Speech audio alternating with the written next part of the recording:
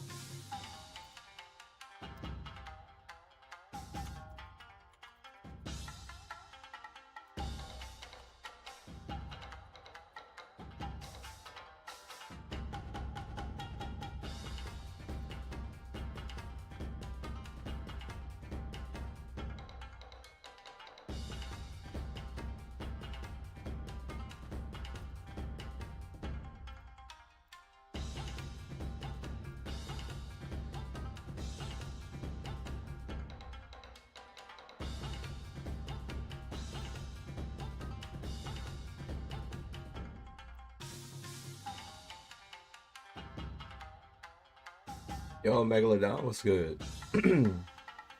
But it's up. It is Saturday. Happy Saturday to everybody. Gonna teach some people some Samsho today. Get them right. They announced SWC 2026, all of the events and the dates and stuff, so that's really cool. So for those looking to get into Fatal Fury, King of Fighters, or Samurai Showdown, now is for sure the time, because it's just a lot of people playing those games right now and grinding. Because what I will say is, like, SWC for Fatal Fury was just an amazing experience in general. So the fact that, like, it's back, you know, like, I think that that's really hype. I think that's really hype. I think that's a super good thing just for fighting game players wherever, because you can just play what you want. Play what you want, enjoy what you want. I think that those are, like, necessary at this state, you know? To understand that, hey, I want to play this game, I want to play that game, and not think about, oh, this game is quote unquote dead or blah blah blah. Play what you want to play. Do not go around thinking that you have to play this game because it's more popular, etc., etc. All you really need in a fighting game, I'm not gonna hold y'all, chat. All you need in a fighting game, literally, is like one other person to play with you, and y'all can get good together. That's all. That's literally all you need. Have you ever played The Last Blade 2 by SNK? I like it. I've seen, like, videos on it. I've never played it though. I do know that's where Hibiki comes from, but I've never actually played The Last Blade. No.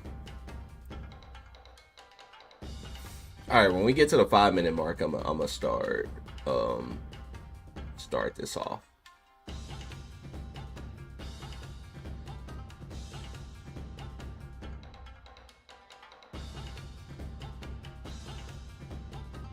Yo, Chrome, what's good? What's good?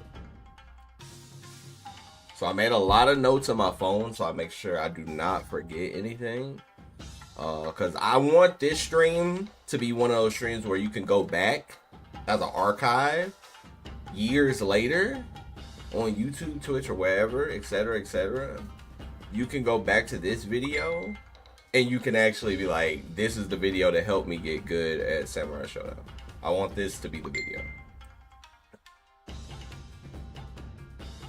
I actually want this to be the video.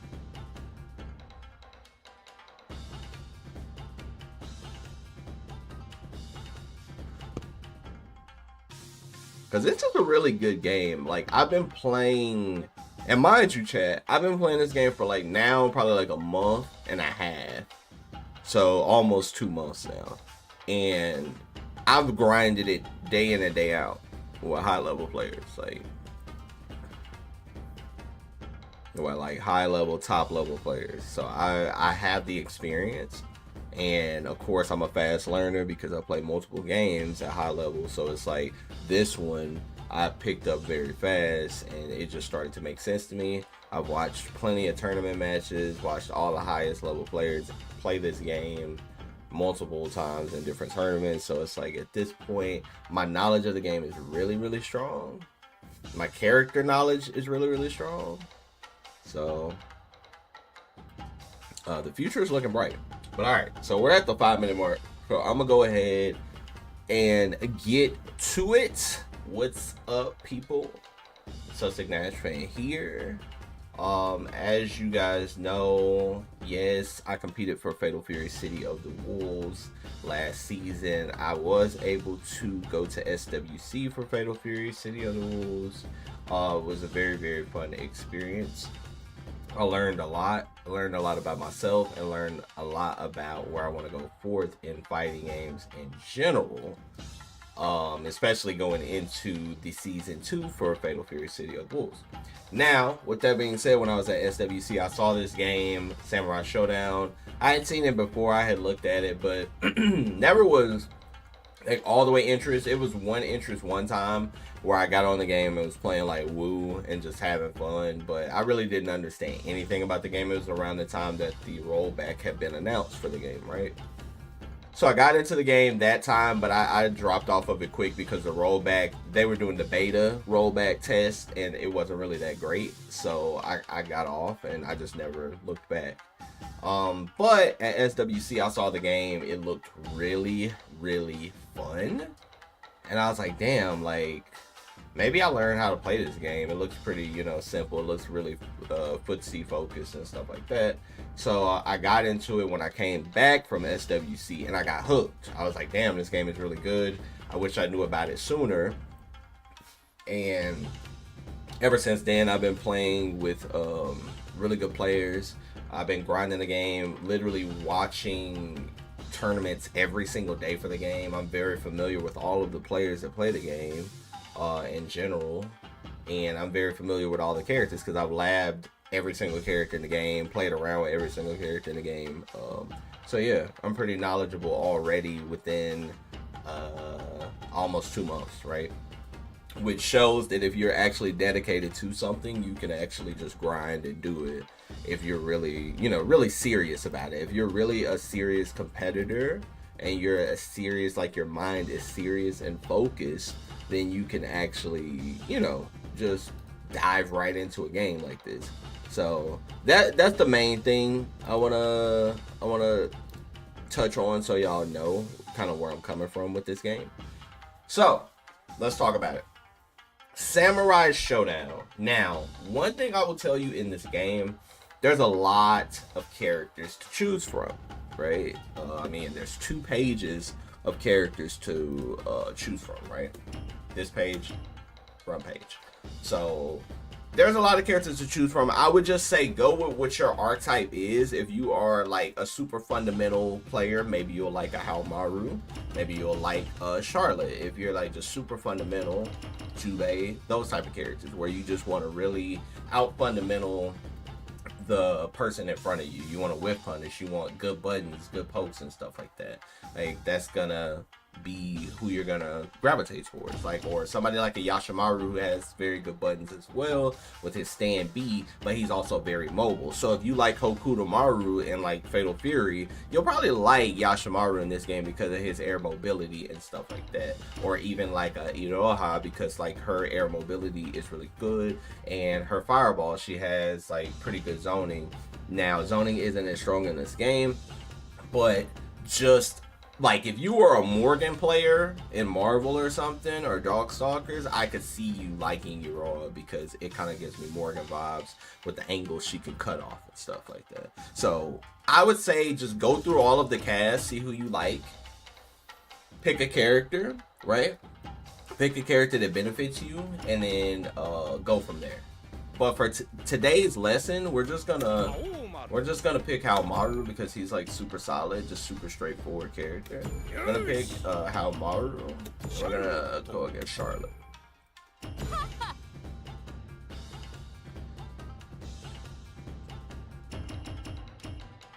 We're gonna go to Nico. Nico is my favorite stage for sure, and it's the less laggy stage online. Like if you're gonna play online with some friends, I would definitely suggest going to Nico for sure, because it's like a really good stage to go to.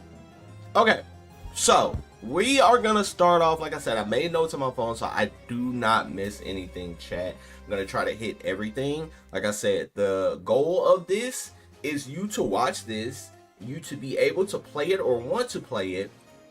And if you do want to play it, you can watch this and be like, okay, I'm gonna pick my character. I have a very good idea how to play the game now. Now I want to play some people. This is the goal of this stream right here. Okay, so first things first, I'm gonna talk about defense. Defense is the most important thing in any fighting game. Defense is going to make or break a fighting game. It's gonna mean I want to play this game or I don't want to play this game. So it's always good to know the defense. Now, with defense, does your character have an uppercut? Every character in this game does not have an uppercut. Some characters are going to have an uppercut, some characters are not going to have an uppercut. These two characters on the screen do have involved uppercuts. So, always see, does your character have an uppercut? Now, one thing I will warn you, uppercuts in this game are super highly risky. You do not want to uppercut or wake up unless you just really know. Because here's the thing about uppercuts. What's up, Baha? Here's the thing about uppercuts. Uppercuts can get you SSM. Super special move. Uppercuts have a lot of recovery. So I'm going to make her block. Just like any other fighting game, right? If you uppercut, it's all about risk reward. If I uppercut, this whole time I cannot block. So before you see that animation where he's going down, I can't block. Charlotte can literally SSM me. Now, same thing with her. She uppercuts, you see all of that recovery, correct? So uppercuts are super risky in this game because of the high damage output in this game. Now, I'm going to just show a couple of examples because I don't want to go too deep into the punishment. But I'm going to show a couple of examples of things that, like, if I block this, you see how unsafe she is? That's 330, right?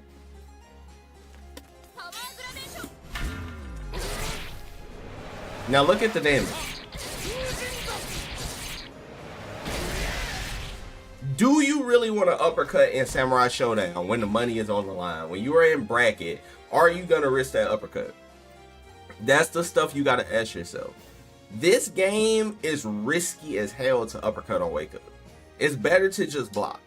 Because the problem with it is, if you are fighting an upper level player, they're going to SSM your shit. And they're going to KO you. Because the round is pretty much over at that point. A couple more pokes and they win. They would have to basically rely on Isen to probably try to beat you. But my point is, this is not like any other fighting game where if you like uppercut, it's like, oh, it's just a slap. It's like 30%. I'm good. I can keep fighting. Like, no, like you lose your whole life bar in this game. So I would be very careful about like uppercutting. That's the first thing I wanted to put out there. So, like I said, every character will not have an uppercut. Some characters have an uppercut, and if they do, you just want to know that so you can punish accordingly. Alright, so with that being said, because you cannot burst that. Like, when you uppercut, you cannot burst. But if I hit, like, her with, like, a 2-hit normal or something, she could burst. Or if I just hit her with, a button, she could burst. But the initial hit, she cannot burst. So if I H her, if I do that, all that damage is guaranteed. All of that damage is guaranteed. But if I do this, you see how that's 2 hits? I'm gonna show y'all this. You see how I can burst that? Her H is 2 hits. So you can actually burst that. So that makes her H a little weaker, because for a punish, she wouldn't get a lot of damage because you can burst that. Haumaru's is 1 hit, you can't burst that.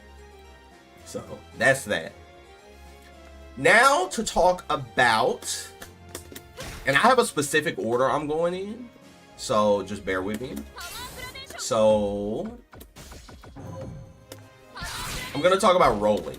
So you can roll back in this game, You can roll forward in this game, and you can neutral tech in this game.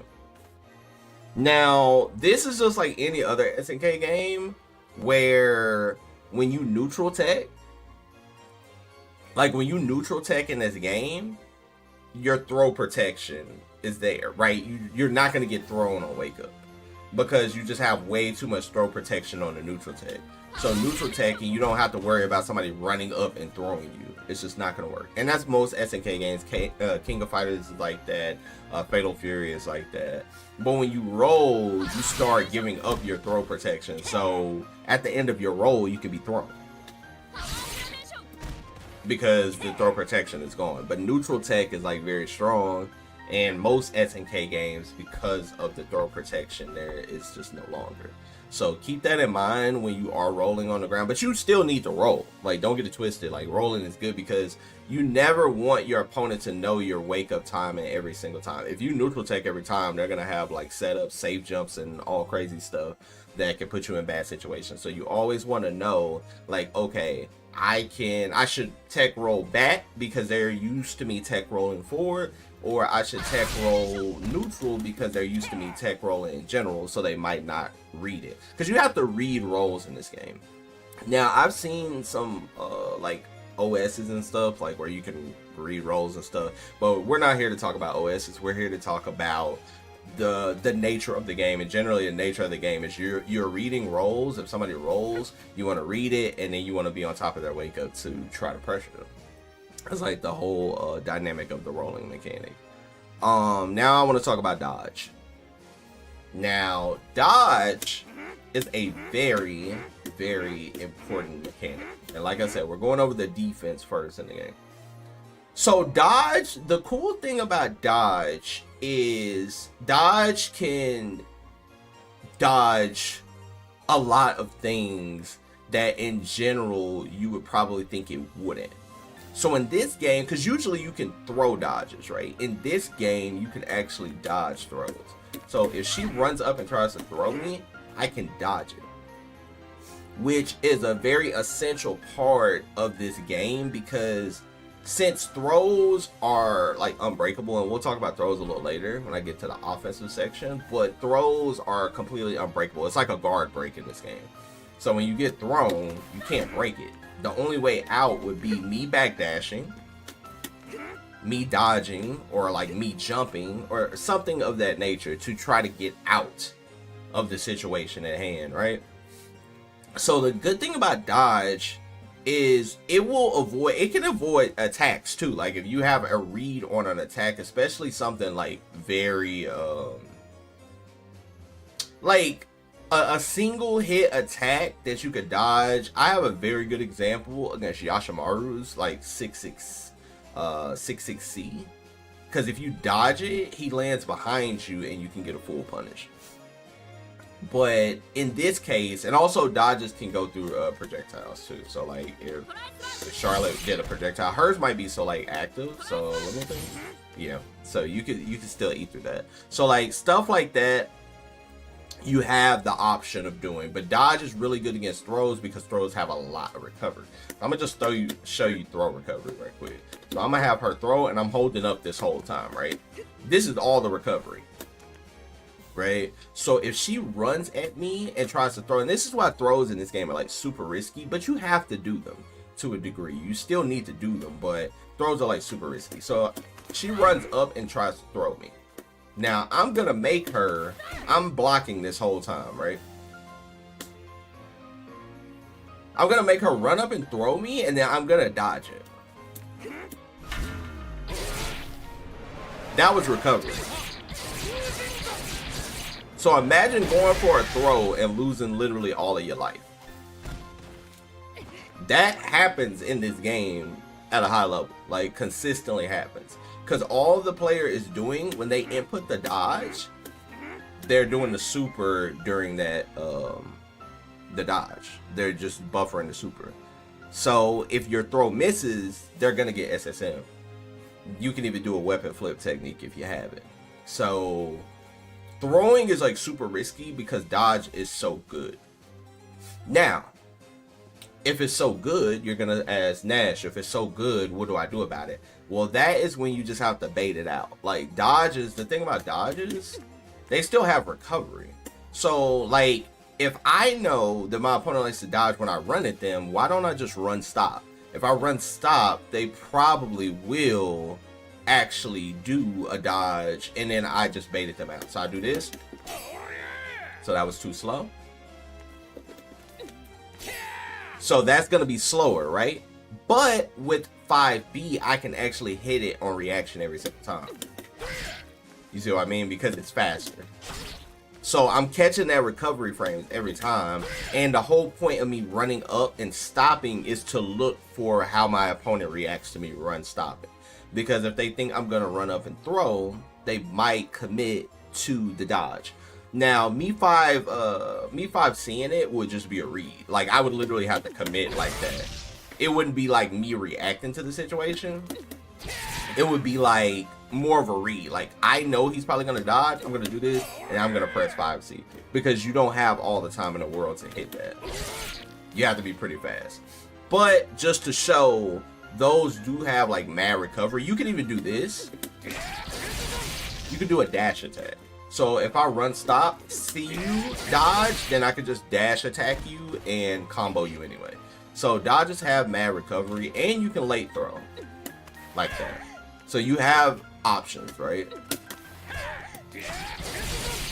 You have plenty of options. So my point is, dodge is, as good as it is, it's still risky. Because also you could like jump on a dodge, but you have to do it like a little preemptive. But that's an option. So dodging, while it is like super good, it's also super risky, especially if your opponent knows you're gonna dodge. Okay. Now to deflect. Now deflect is one of the most interesting mechanics of the game, and I think it's one of the most fun in general because it can change the tide of a battle instantly. It can make you win a whole like set, or it could force the opponent to lose the set just because they lost their weapon or they got deflected in general. So deflect, it's going to be quarter circle forward, A plus B. And deflect is another one. It's a read. Like, now some things you can reactionary deflect, but it's not many things in this game that you're just reactionary deflecting. Like, you're generally reading your opponent. Now, one thing I'll say about any move like that a person swings with their weapon, you can deflect. So when a person swings with their weapon, generally it's going to be deflectable. There's moves in the game that are not deflectable, but generally those are like kicks or some like moves that just do not use your weapon. Like, if I do that, you can't deflect that. That's his hand. There's nothing to deflect. But if I do far B, you can deflect that. Now, one of Charlotte's things, because I am now a Charlotte main, like I main 3 characters right now. I main Charlotte, I main Iroha, and I main Gongsun Lee. Those are like the 3 characters that I'll be competing in the circuit with. For now, especially in my mind, these are the 3 characters I'm locked in on. So one of Charlotte's weaknesses would be that she is susceptible to deflect because she swings with her weapon a lot. Whether it be her far A, 2A, far B, 2B, like something like that. She's always using her weapon. So that could be a weakness. Now, at a higher level, the better you get at this game, that is not a weakness because you can alter your timings, and if you have very good timings, she's not going to be getting deflected. But that comes with like experience of the game, just knowing the game and knowing how your opponent is playing and keeping them out. That's a whole nother discussion that we'll get to at the end of this. But for now, for somebody starting off, that'll probably be a little bit of a weakness because they'll be trying to use all of her normals to keep you out. And that is how you play Charlotte. But the thing about Charlotte, to play her at a high level, you have to alter your timings a lot. And anybody that's like familiar with like a Chun-Li or something like that, this play style is very common to me. That's why I gravitated towards Charlotte, and it made sense, right? So with that being said, Charlotte has moves that she's going to be swinging with her weapon, and you can deflect these normals and go into like different types of punishes. Now, like, let's say Charlotte has a habit of doing, she has a very short jump. She jumps like Balrog, like a very, very short jump. So like, let's say she does this. Like that, right? Every time she jumps in, she does her crouching beat. So me, being the player, I'm like, every time he does this, he just does crouch and beat. Like, he jumps in and he does crouch beat. How about I try to deflect him? Right. So now I read my opponent's attack patterns, their attack habits, and I'm able to get a deflect. So now you ask, okay, Nash, what do I do with this deflect? Your opponent is highly unsafe. Now, it depends. They're more unsafe depending on the level of attack. So if they do a light and you deflect that, it's not going to be the same recovery as a heavy. Like, it's just going to be different. So all of the deflects are different recovery, but they're all punishable. So this is a medium attack that she's doing. So if I wanted to do just a basic combo, I could do something like that, right? Basic ass punish, like nothing complicated about it. But I can SS it.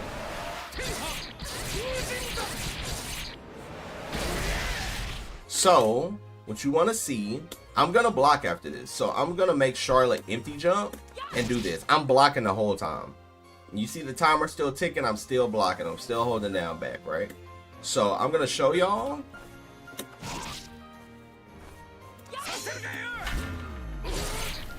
That it was guaranteed. So that is like a big thing about this game, is getting deflect reads and SSMing.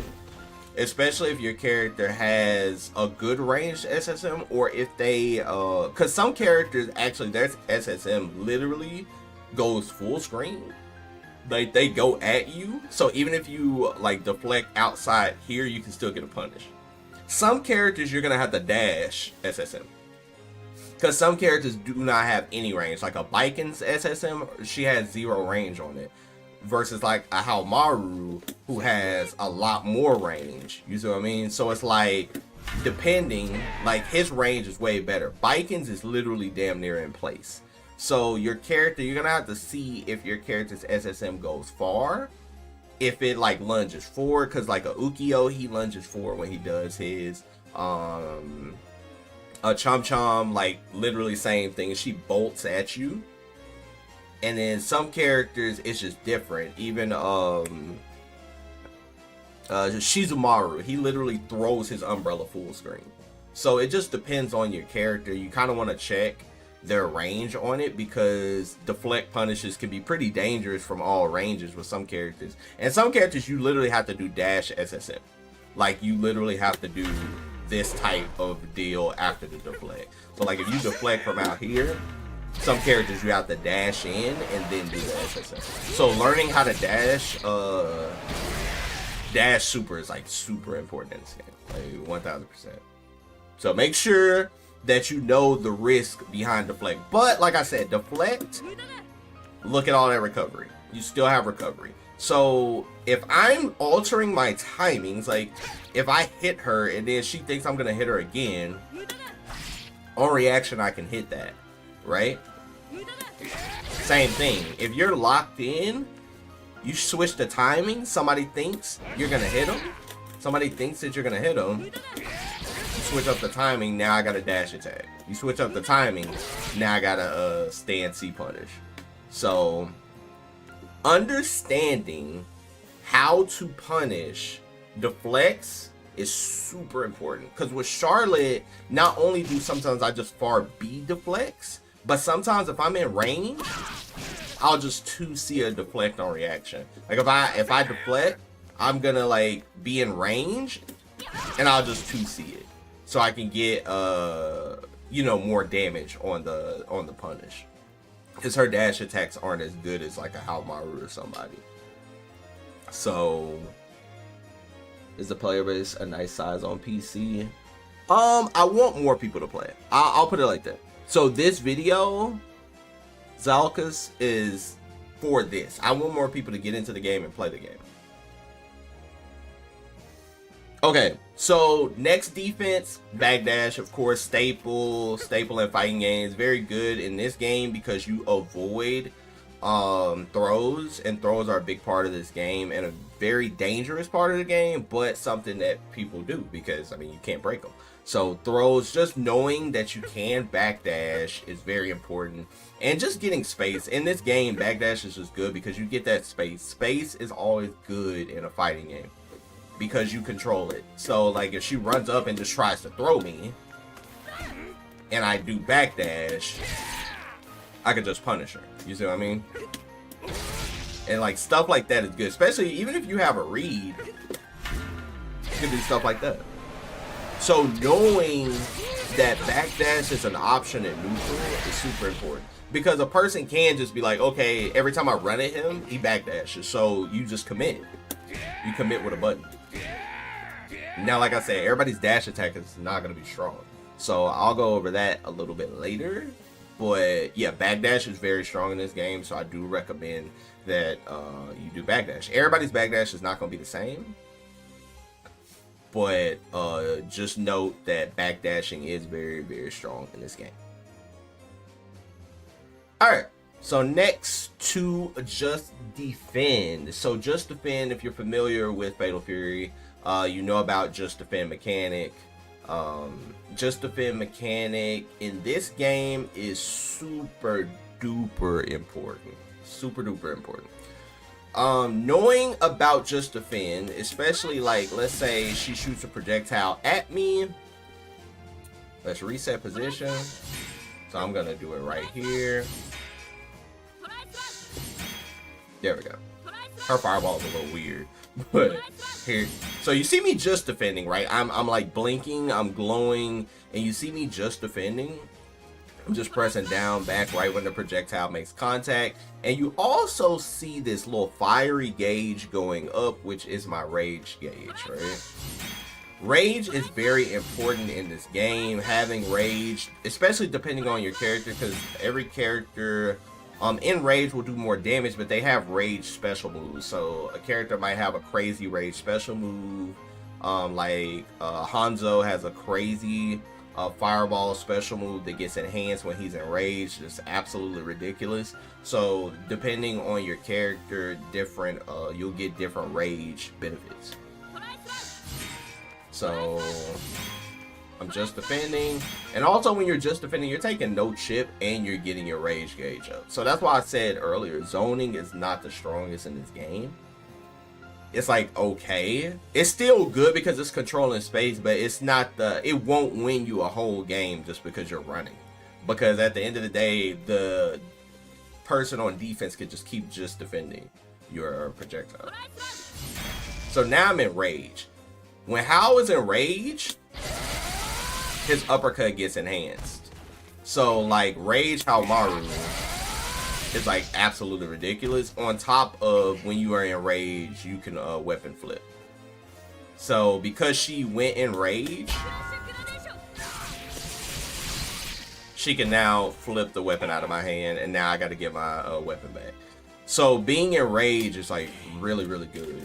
But the whole point is just defend is a super good defensive mechanic, because like I said, you take no chip and you're getting rage the whole time. And with just defend, you can also do this really cool mechanic. It's like a guard cancel. And for the purpose of this, I'm going to call it guard cancel, because that's generally what it is. So if you just defend, I'm going to show y'all this. So like, let's say I'm getting tired of Charlotte jumping at me, because she jumps really low, and I just want to reset neutral. If you just defend and you press A plus B, you will push the opponent off of you. Like that. And if you push the opponent off of you, you just reset neutral. So not only are you getting a little bit of rage meter because of that just defend, but you're just pushing your opponent back to neutral, which is like really, really good. Because in a lot of situations, if there's like an awkward jump or an awkward meaty that you don't want to deal with, like even like if she did something like that and I just want to push her off of me just to reset neutral, you have that option. So just defend guard cancel is going to be one of the most important things you're going to learn today, because it's the difference in you taking offense or you reset a neutral, especially against somebody like Yoshi, whose jump in is like absolutely ridiculous. You would need to know how to just defend into a guard cancel, because that's going to come in handy in a lot of matchups and a lot of situations where they're like super uncomfortable situations and you just don't want to guess. And if somebody commits to that meaty on you, you can just push them off of you and reset neutral. So that's super important. Unique to this game and not like any other game is jumping in this game. So when you jump in this game, you see how I have landing frames? Like if I just regularly hold up or up back, if you do that, you have like mad recovery. However, you can do something called a combo jump in this game where you press up again right when you land and you'll like re-jump.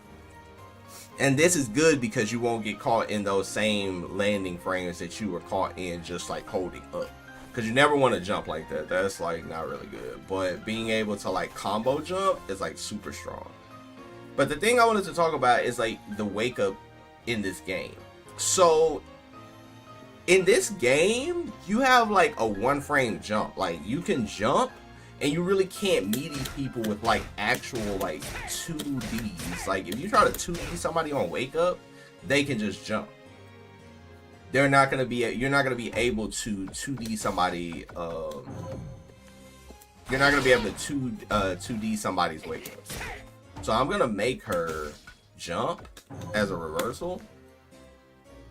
So every time she hits the ground, she's gonna jump, right? So I'm gonna just put it on down. So I hit her. Oh, it's not on. I was like, what the hell? Okay, now it's on. I hit her. Y'all see that? Like how my kick just went through her? It's not me missing my timing. It's because it's a 1 frame jump. So you cannot do like 2Ds meaty on somebody. The only way to hit somebody with a low and they're 1 frame jumping, you have to have a different hitbox on your attack. Like if you have a different hitbox, like a Nakaru's 6-6D would hit a jump because the hitbox on her foot goes upwards and it can actually hit jumps on startup because the hitbox is just huge. Same with like Ukyo's his 3D. When you do it on somebody's wake up, it will hit the jump because of the hitbox of the move. So you have to actually have the correct hitbox to hit somebody if you're going for a low for it to hit meaty. Now, generally speaking, you could just, like if you do something like this, you just hit them with a like you don't even have to like start guessing, trying to hit them low or anything. If somebody's holding up, you either if you really know they're gonna hold up, I'm not gonna hold you. If you know they're gonna hold up, you can just highly commit, especially if you're fighting somebody that's like a little lower level and they're like holding up every single time and you're just like, oh, he's holding up. You can just commit to a heavy on their wake up, because it's like the worst thing you get put in a recoil mind game. For how Maru, that's not that bad. For other characters, it might be a little worse. But you get put in a recoil mind game. But some people, if you want like a less committal, you can just go for like a medium.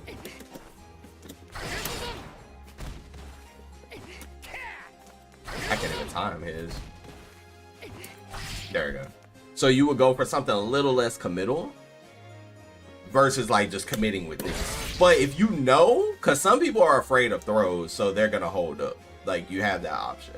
But I would play around with your character to see like what the best meaty is for your character. Like I said, like if you're a Nakaruru player, 6-6D is gonna make you the money, because 6-6D is like super good in a situation to just keep re-meatying your opponent, and it loops into itself, so you could just keep doing it over and over and over until your opponent blocks. And when your opponent blocks, you could just throw them.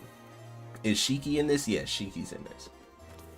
So that is the thing about wake up options, but knowing that you do have a 1-frame jump on wake up is really good and really beneficial, because if somebody is doing like fake meaties, like fake low meaties that do not have that hitbox that I was explaining, then you could literally just hold up on them and they would have to read it or hit you with a mid or hit you with a jump in. It's like a lot of ways to like stop wake up jump, but it's an option. Like you should never like rule out that option, because wake up jump is definitely strong. It's just a lot of counterplay to it, especially when you're fighting somebody a lot better than you. It's like a lot of counterplay. Yes, the jumps off the ground are 1-frame, so you're not going to be able to like knock somebody down and do like something like that. Like a 2D is not going to work. It's not going to work. It'll never work. But I'll show you, I'll show a demo of what I was talking about, and then I'll go right back to what I was showing.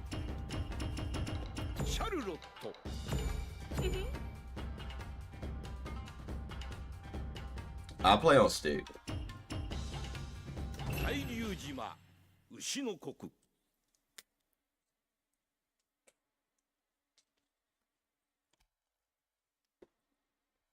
Yo, Dream with the resub? I appreciate that. Yes, this is the latest Samsho from 2019. Okay, so she is still on. Okay, cool. So I'm gonna show y'all this. So if I do something like this, this is auto time, by the way. I do this. I jump forward and I 6-6D. You see how that actually meatied her? But if I were to do that, it's gonna miss. But 1-frame jump will still lose to a meaty, but you just have to make sure your low has a big hitbox. And as you see, her boots kind of go upwards, so it's gonna catch a jump because it's just like super meaty and the hitbox goes like up forward. So if I do this, it's gonna always meaty. She's never gonna be able to hold up right there. So I just wanted to show that example. You remember the Chun-Li from Street Fighter 4? I appreciate that. Okay, so with that being said, we will go back to the original planned characters.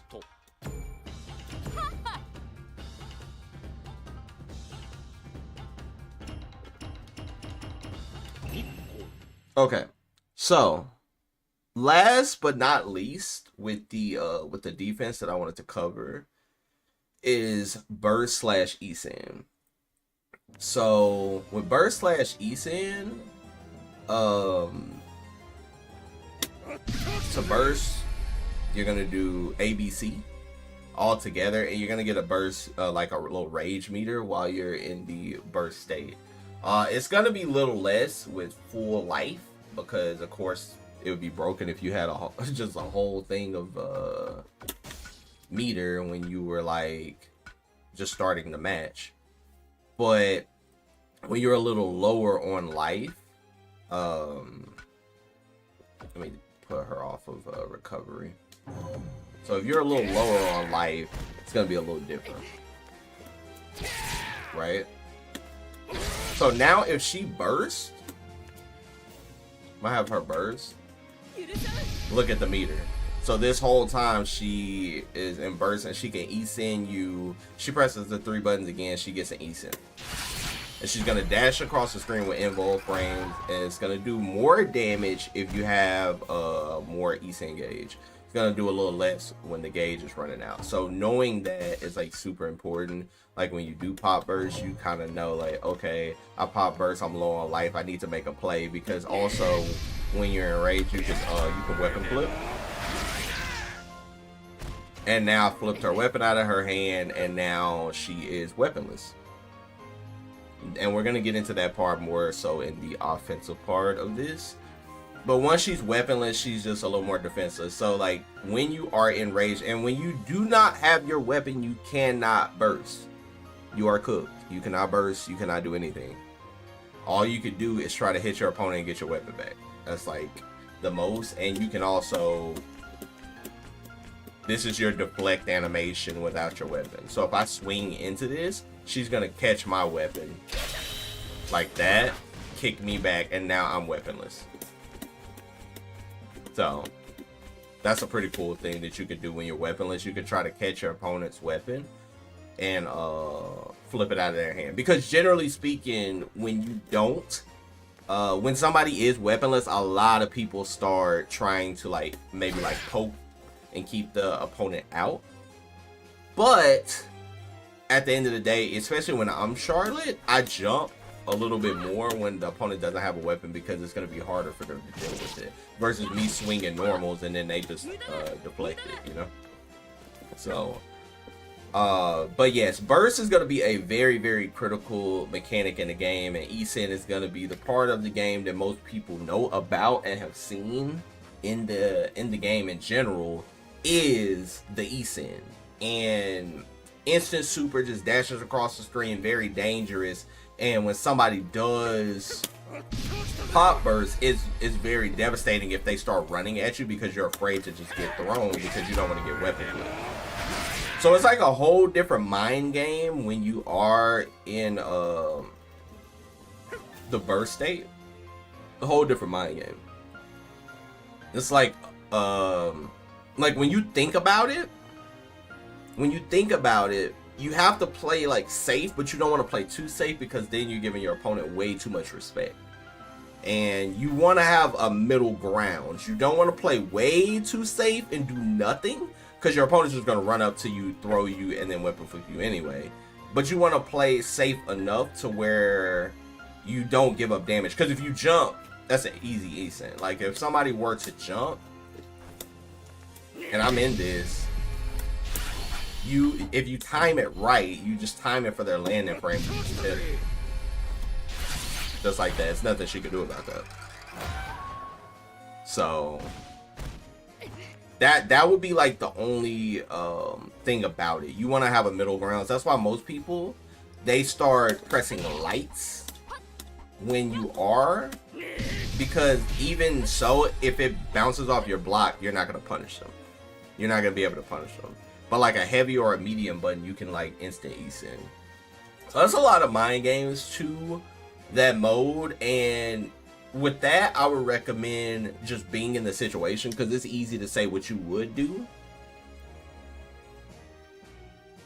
This the game came out in 2019, yes. It's something you need to put yourself in, like the situation, you need to put yourself in that situation multiple times, and then you'll be able to get out of it a lot better once you put yourself in that situation. Because it's easy to look at the game and be like, oh, I'm gonna just do this when they burst. Nah, it never plays out like that. It's like a player to player thing. It's definitely a player to player thing. Okay, so with this being said, we're gonna get into the offense of the game. And the offense is super, super important in this game, the way offense plays. Like, the defense, I think, is the most important, but offense in this game is going to basically make or break how you play the game. And you could choose how you want to play the game. If you want to play like super offensive, you could do that. If you want to play super defensive, you could do that. You want to play passive, in between, etc., etc., you could do that, right? Just depends. So, with that being said, we're going to talk about offense and normals, and knowing your normals, knowing what kind of normals you're looking for, etc., etc. So, these are going to be his far A normals, which have like pretty decent range, okay damage. And then you also always want to check, because some characters' buttons might be a low. You never know. So you always want to check if it's a low or if it's not a low. So those are not lows. Okay, now we get to the B normals.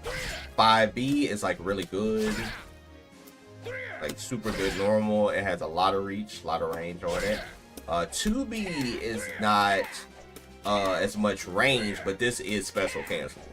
So this normal is like super good when you are in rage state, because you have weapon flip and you can hit confirm it. So looking for special cancelable far normals is also very important in this game to see if the character can cancel a special move off of their far normals. Like somebody like Jubei, he can instantly cancel his far B into a DP and get a combo, right? Haomaru cannot cancel this normal. It's just a poke to keep you out and keep you respected. Let me turn her life back on auto recovery. So it's just more of like a respect normal. If your opponent's running at you, get back. Get back. It's more like a get back move, right? Space control. You're just trying to control your space, make the opponent respect you. Like I said, this is going to be for a weapon flip, basically. It's going to be hit confirmable. So you look for this more like if somebody was running at you and you had rage, you could just hit confirm this. So I'm going to make that like right there. So you're looking, you would be more so fishing for this to hit, so you when it makes contact you can just instantly weapon flip. So super important to know that. And now on his C normals, this is the classic Haomaru poke that freezes the game. His stand C is very good, 300 damage. It hurts. It hurts a lot. He has crouch C. Now crouch C, while it would look like you would want to like anti-air with that, you wouldn't. It's like super slow. It could get stuffed easily, etc., etc. You have to be a little more preemptive with it. But he has uppercut, so he can anti-air jumps fine. So you don't ever need to use crouch C as an anti-air. Now up close, he can actually special cancel. So that's really cool. So you also want to see your up close normals too, because they change. On the wiki, they'll be called like near normals, but here I'm gonna just call them close normals. So you look at your close normals and see how your close normals work, because they could be a little different, and they could also be like special cancelable. So you always want to see like how those normals interact with your opponent. Like that's close B. And see, you see the far B is that, close B is that. So yes, this game has close and far normals. So you definitely want to make sure you know the difference, because like I said, close B, he can actually special cancel.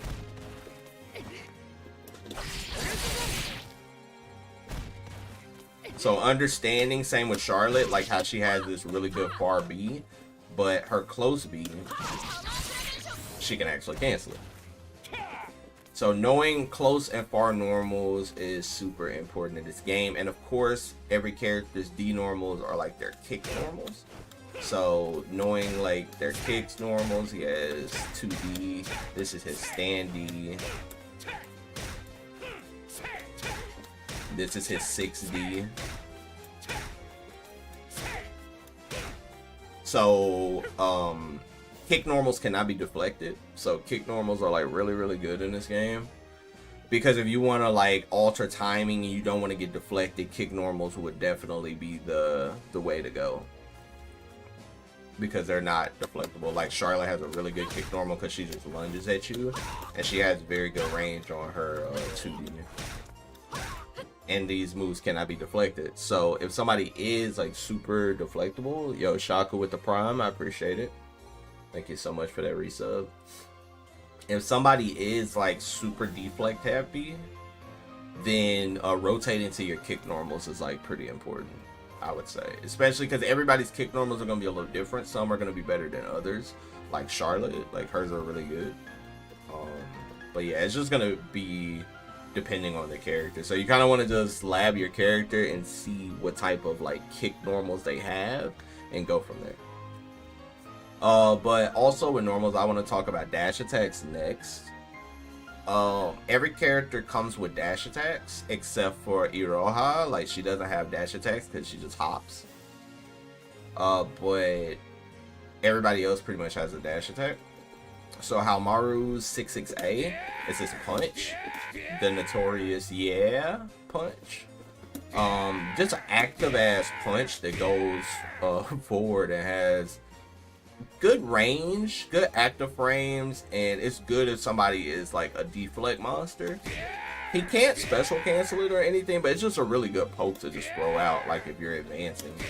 And generally safe on block if you space it right. If you space it like really bad, like yeah, you can get punished. But especially depending on certain matchups, they're gonna have a very slow far reach of normal, so he'll be safe anyway. So as you see how much space that's controlling. And depending on if somebody's like standing, you see how like if she's standing, how that's whipping that same range. But if she actually just sits on crouch block, her hitbox is a lot bigger, so I'm making contact. So you want to make sure that you're not whiffing it if somebody tries to, like if they're running forward and trying to put this on your block, if you were to be walking back, it might whiff. Unless they do it a little closer, which would mean that they do it a little deeper and they could get punished for it. Then his 6-6B, which is his really good dash attack, you wouldn't really be throwing this out too much on block because it's highly unsafe, and you would be put in a recoil mind game that you might not want to go into. So you wouldn't really want to be throwing that out too much. You would want to throw it out on a whiff punish. So like, let's see, if Charlotte whiffs that, that was a whiff punish. That was a clean whip punish. So I'm catching Charlotte's recovery with this dash attack. So if you're, you're wiggling back and forth, you're trying to make her press that far B, and you have to give her enough space to press it. So like right about here is probably like the hot spot, and then right here, that'd be a punish. But the dash normal, you would either want to use it as a straight punish if somebody like whiffs something like really badly in your face, like. Or like let's say she does this, right? And she's outside of range. I might just dash in and punish her. Even though I can just foresee her from way more reward. In the heat of the moment, sometimes you don't do the max punish because you just want quick damage. So you might just dash in and do that. Or if you throw her, you would just be like, oh, I can get my dash attack. So next move would be 6-6C. Which this move, like I said, moves like this because this, as you see, doesn't have no recoil, but he's like super unsafe, so she's going to punish him.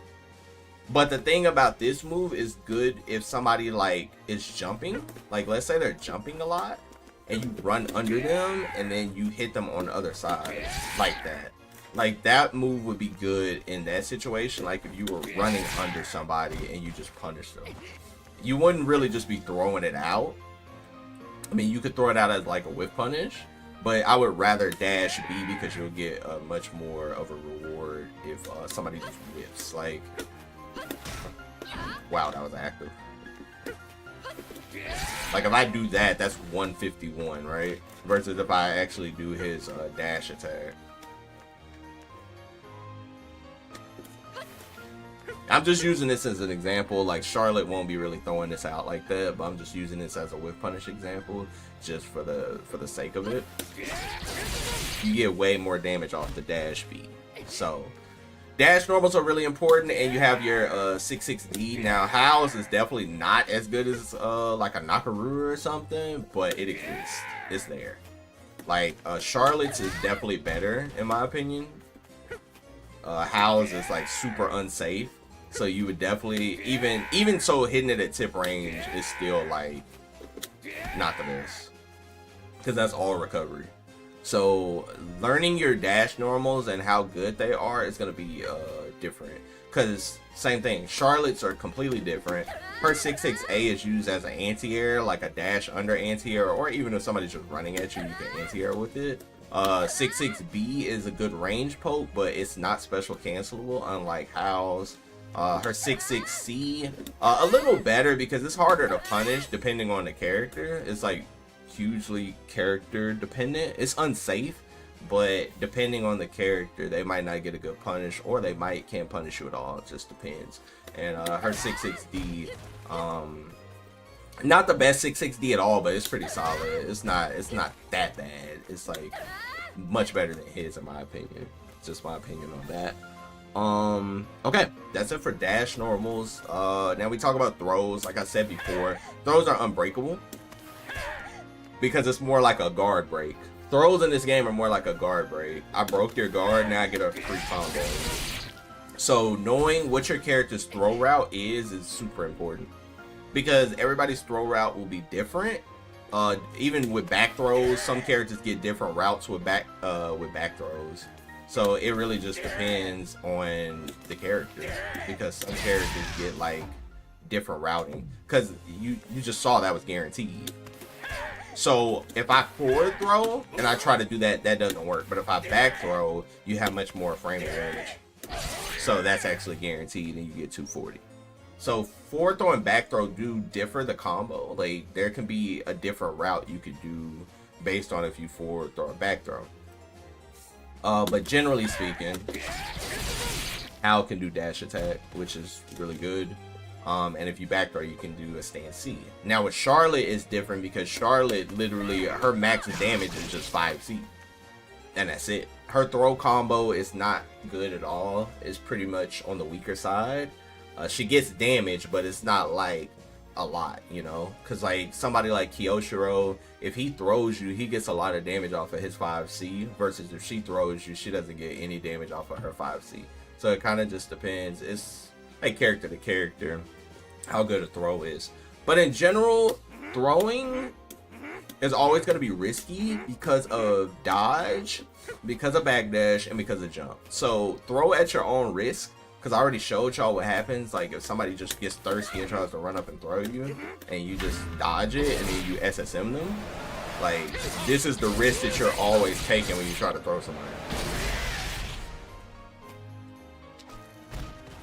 So you're always taking that type of risk when you're trying to throw somebody. So you have to be careful constantly, like trying to throw somebody. Now here's my thing about throws, because throws are a little controversial in this game, because I've heard people say, hey, throwing is bad, throwing is good, you can't throw at this level, you gotta set up the throw, etc, etc, all of this nonsense. I'm gonna tell y'all right now, I've watched tournament footage for the game. I play the game at a pretty high level. Like I'm gonna tell you right now, throws work, but you have to have good throws. That's the difference between a throw in this game. You're not about to just be running up throwing no top level player all day, every day. That's just not gonna work. When you force respect, you can throw them, but it's gonna be a way you have to force the respect to be able to throw a player. Because at lower level, yes, you're gonna be able to throw a lot more because people aren't good at defending throws. But at a higher level, even so, if I were to backdash her, that would be something that I could do.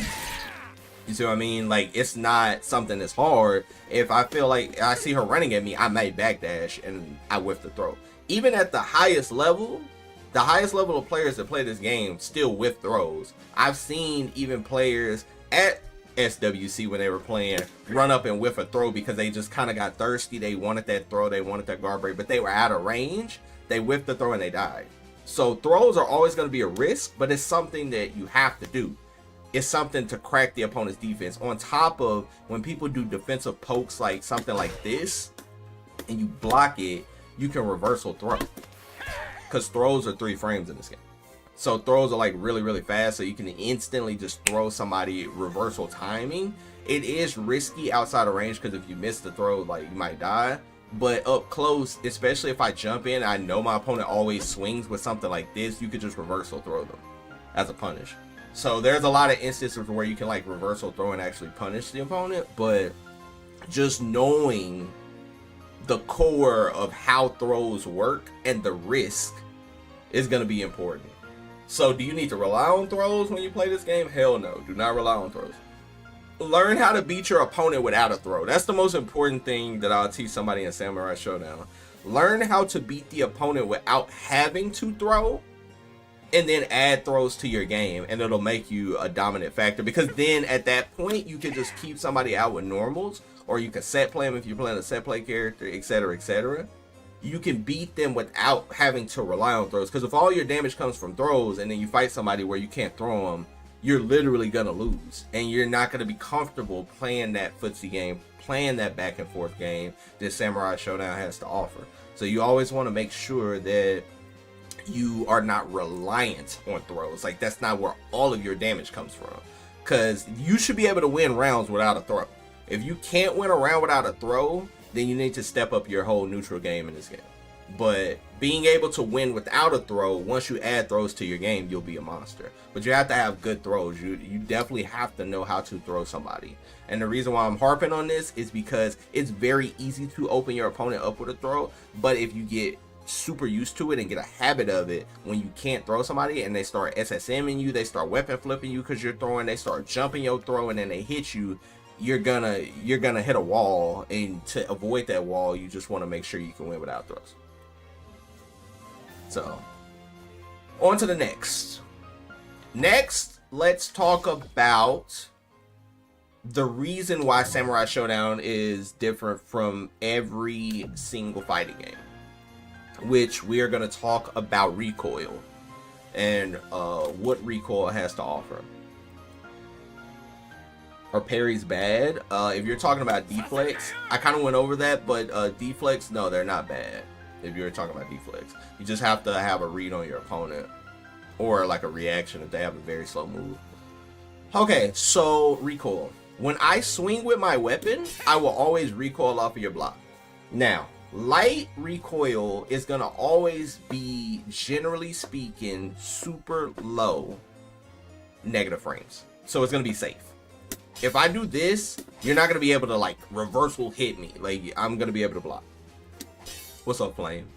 I'm gonna always be able to block after like a light because it's just a light recoil. Those are like super low minus. I don't want to get too much into the numbers, but you can check out the wiki if you want to. But it's like low minus, like -5 around that, like where you're just not gonna get punished for doing something like super light. So these are low committal, and the reason why I say when somebody is in a burst state, when somebody is actually in burst state, the lights are more important because they check dashes if somebody's running at you, and you can also stay safe from getting Issa and punished on block.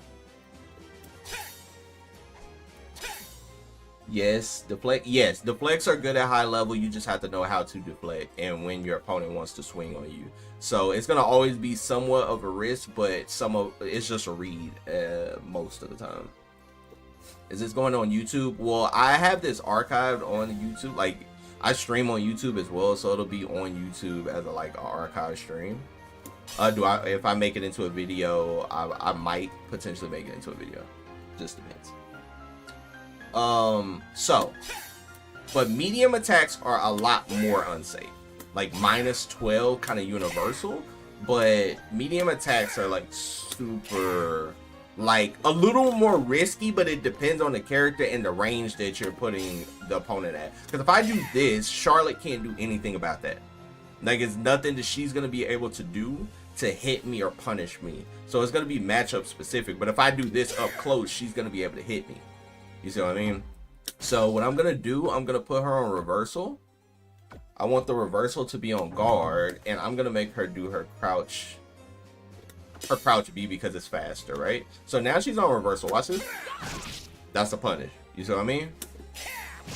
That's a punish. So the mediums are like I said, -12-ish. So they're gonna be a lot more unsafe, and depending on the character and the range at which this person puts you at, because Charlotte has a lot of reach, so she can still punish Haomaru from outside of this range. But if you're fighting somebody like Wu or something, she might not be able to reach that. So it's going to be matchup specific how you use your moves on somebody, because if they can't reach you, they can't punish you, and then that factors into the matchup, right?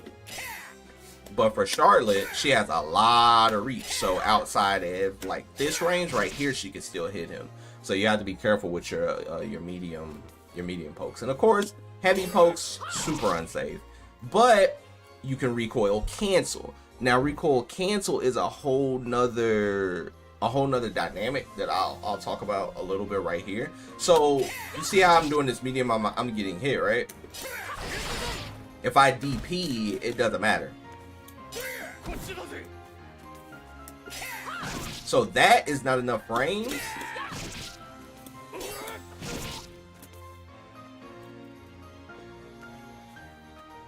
So if I do this and she frame 1 tries to punish me, I could just uppercut her.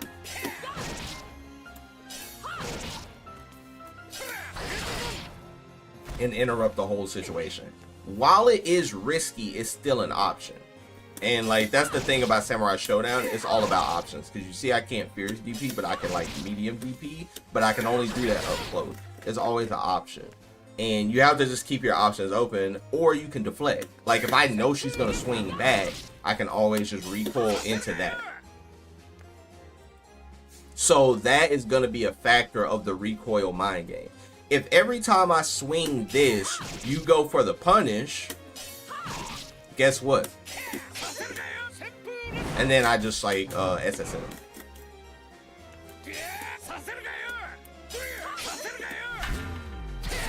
Now you potentially lost a set.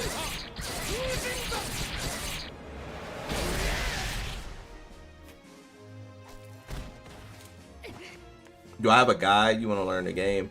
This is probably like the best type of guide. If people are interested, I can make it into a video format. If people are interested, I can make it into a video format. So yes, recoil, cancel, and recoil mind games is always going to be the most important part of this game. And if you didn't see any other parts of this, like how to play Samsho, pay attention to this part, because this is the most important part. Learning how to do a button and then read how your opponent reacts to said button. Because like I said, if somebody likes to, right there, you see that?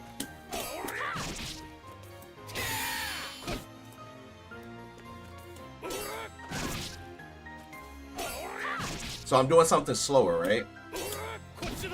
But right there, did you see that cancel? I hit her. Because now I'm mind gaming my recoil cancel, and being able to mind game your recoil cancel is like super important. Because if you're able to mind game that recoil cancel, I'm gonna hit her every time. So now she's probably gonna want to block, and she's gonna hesitate when I do my move, so I can potentially get better guard pressure. Because in this game, you can break somebody's guard once they start blinking red. So I'm gonna show that a little bit. I'm going to show that mechanic off a little bit, just how that works. So when somebody blinks red, if you do 4 heavies, well, with him it's like 3, she's blinking red. You see that? So if I do another heavy, she'll automatically go into a guard break state where I can actually get a free hit, free SSM sometimes. Like it just depends on the character, but you get a free hit. So guard pressure is just as important as actually hitting the opponent. Like you don't always have to hit the opponent. Being able to just do guard pressure is like most important.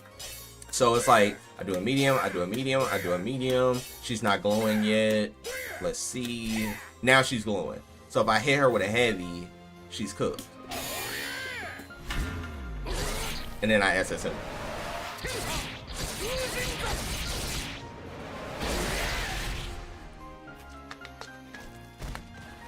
So, to show that, is like when the opponent, when you are putting a lot of buttons on your opponent and they're about to start blinking red, then opponent will start trying to play a little more either defensive, or they start playing antsy where they start jumping around and they don't want to take anything on block because they don't want to get guard broken. So keep in mind that, like I said, just defending earlier is like really important, so you can kind of like avoid that situation and you don't get put in that like super duper defensive position where you have to like fight back. So any button strength can guard, like the only button strength that will guard break you is a heavy, but every button adds up to you being guard broken. So if I'm using lights, it's just as good as any other button, but every button has a strength. So if I use just straight fierces, so I'm gonna show a demo of this. This is pretty important. So if I do lights, right, I can make you blink red off of lights, but how many lights is it gonna take is the question. You see how many lights it took? It took like mad lights to get her to blink red. Just like if I do mediums, it's gonna take a few mediums.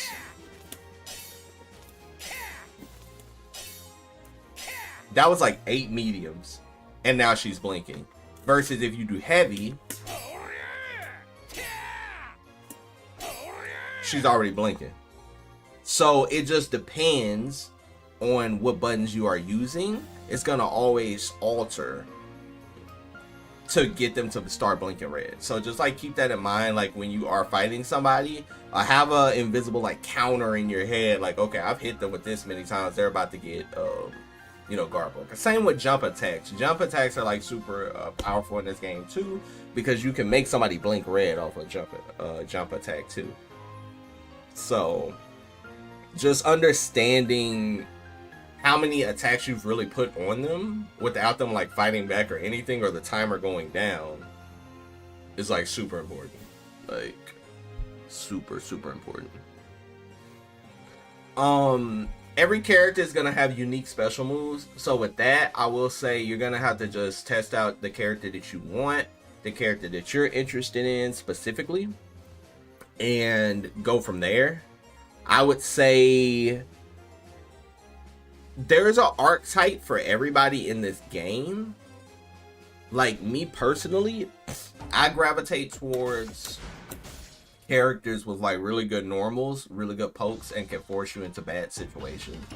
Like a Charlotte, because she has very good pokes, she's very fundamental. So if somebody was like a Chun-Li player from another game, I'd be like, hey, Charlotte might be the character for you, because she definitely has those really good pokes where she can force the opponent to do bad things, right? Or I also play Gangsung Lee because, again, she has very good normals, very good neutral, very good projectile, and she's just very easy at setting the pace of the match. Yeah, I already Flame, you already missed that. I already went over the dash attacks. So yeah, Gangsung Lee is one of those characters that she forces the pacing of the match. Like she changes the pacing of the match no matter what is going on. So I like characters that like alter the pacing of the match for sure.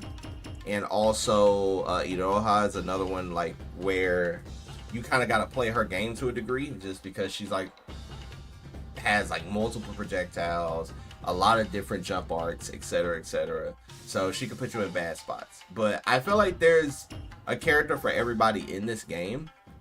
I don't think that there's like any character specifically that is like, oh my god, I would say don't play them, because a lot of people say don't play her, right? But I feel like if you like the character and you can make it work for your playstyle, make it work. B-Boy makes it work. He does really good. Of course, he has a couple swap-off characters, but all in all, he's been top 8 in multiple tournaments with the character, so if you like the character, pick the character. She got a lot of damage, a lot of guard break setups and stuff like that, etc, etc. So I would say play who you want, and then based on who you want to play, just see the type of tools that they have. Can you utilize those tools in every matchup? Because what I will say about Samurai Showdown, and I know a lot of players here potentially do not play a lot of fighting games, they might play a few, but this game is the closest to NRS in a way that this game is highly matchup dependent. No one matchup will just play out the same, and certain characters will just beat certain characters like outright. So you really do have to understand what you are looking for, and then either A, switch to another character if you do not like the matchup, or try to outplay. Trying to outplay some of these matchups is not the easiest, but having like a backup or two is always good in a game like this. Do I recommend solo maining? It depends on your character that you choose. But in general, I would say have a backup. At least have one backup. But I wouldn't just say like every character. Do I think every character in this game could be solo mained and win like a huge tournament? No. Hell no. I think that you definitely need like a semi backup, or you would have to run into like crazy advantageous matchups or even matchups. I wouldn't say that you have to try to just play your one character and win the matchups, because you're gonna run across some stuff that just doesn't feel good, or stuff that's hard to deal with. So you have to make sure that you pick a character for you. But there's like I said, like there's a character for everybody in this game. You just have to look for the character and learn them. There's resources out there. There's match videos out there, so you can definitely learn. But if you're just one of those type of people that likes to go to the lab and figure it out, then that's the thing too. Okay, but that was just to show you kind of like the characters, like archetypes, like what you're kind of looking for. I don't want to go through all the characters. That will have to be another video. But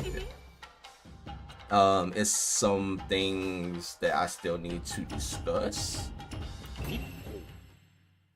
There's a couple things I still need to discuss.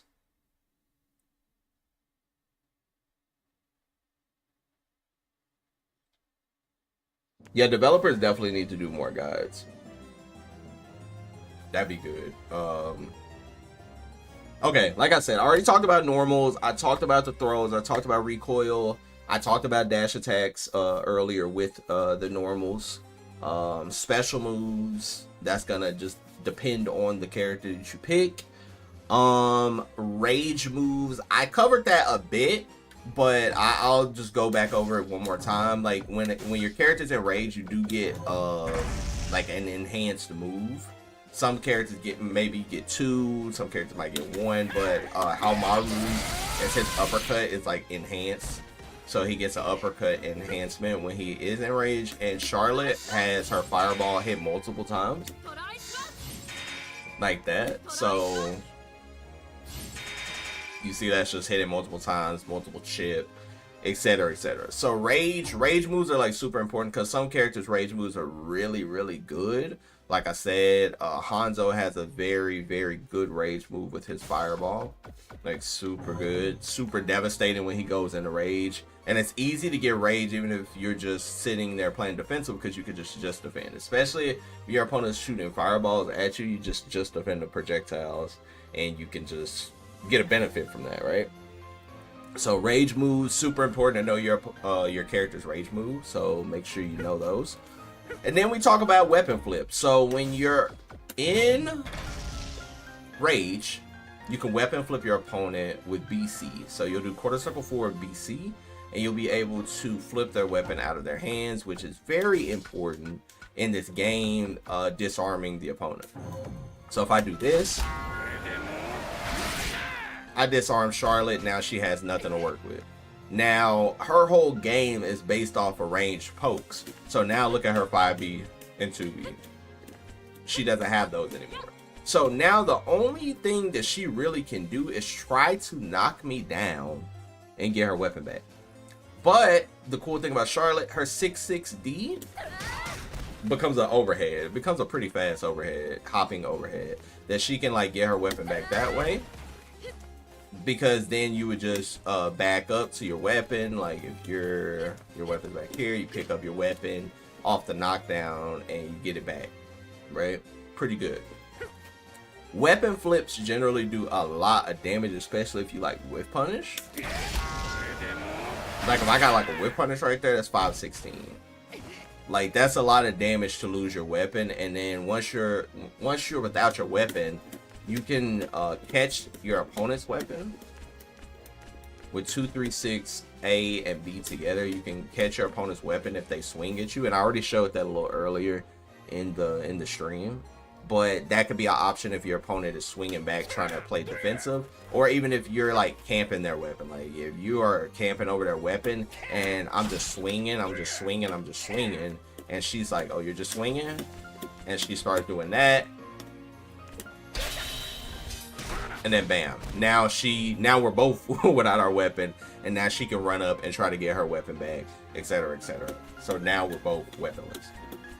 So fighting disarmed is definitely something unique, because dash attacks become way more important because they'll knock down and then you can pick your weapon up. Everybody's dash attack is not good though, and like if you're Iroha, like you do not have a dash attack, so she has to rely on 3D to even get a knockdown.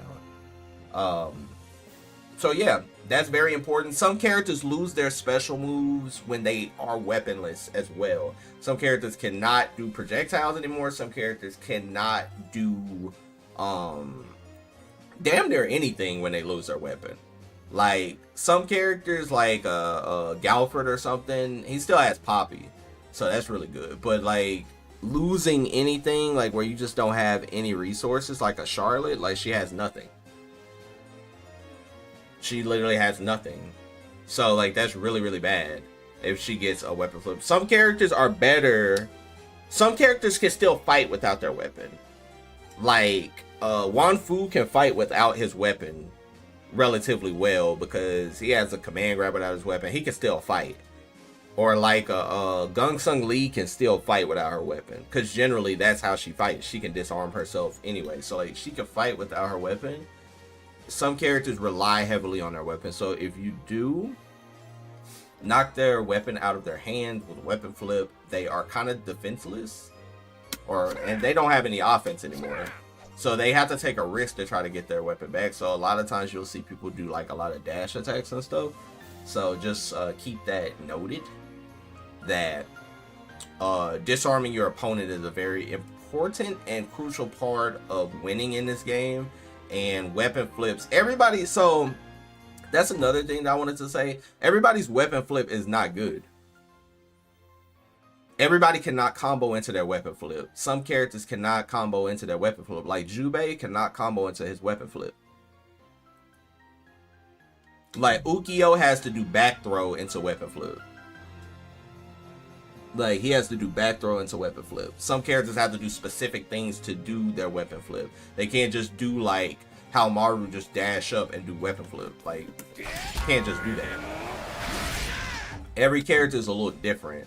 Even Charlotte cannot combo into her weapon flip off of a throw. Like off of a throw, she cannot. She just has to do like straight weapon flip. Like she has to do like raw weapon flip. She can't do like a dash attack into weapon flip. She can do raw weapon flip, but she can't just do like button weapon flip because that doesn't combo. Like she doesn't have that option. So knowing how your character can weapon flip is like super important.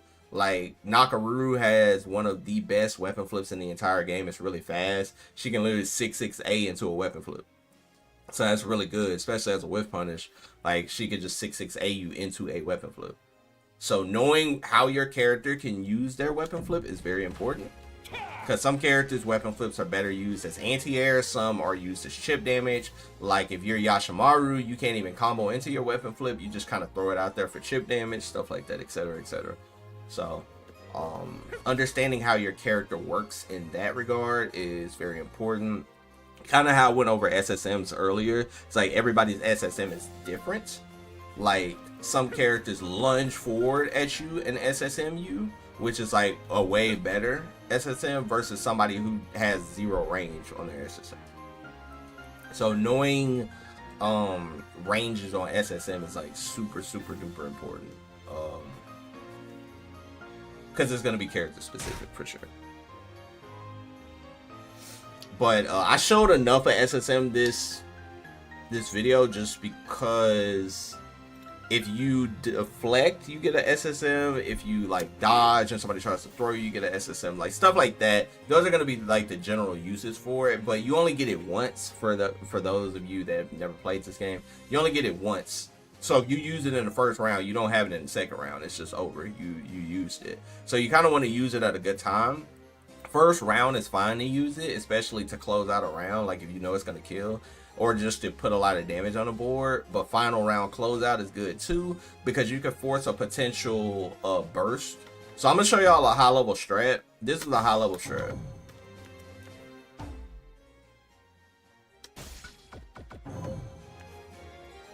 And this is a mind game. Anybody that plays fighting games and understands mind games is like gonna like understand this. So let's say we're in the final round, right? We're both in the final round. The match just started. How Maru versus Charlotte. The match just started. I have not used my SSM. And she does this. She has the burst. 1020%. If she holds that, she's probably gonna lose the set. She has to rely heavily on E-Sin right there to even kill me. She has to like rely on that shit, especially if I got full light. She's almost forced to burst, but bursting that early would be bad. But you see what I mean? It forces the mind game that she has to burst unless she wants to hold all of this damage at the beginning. And especially if the set is 1-1 in tournament, if she just ate that, she might not want to hold that.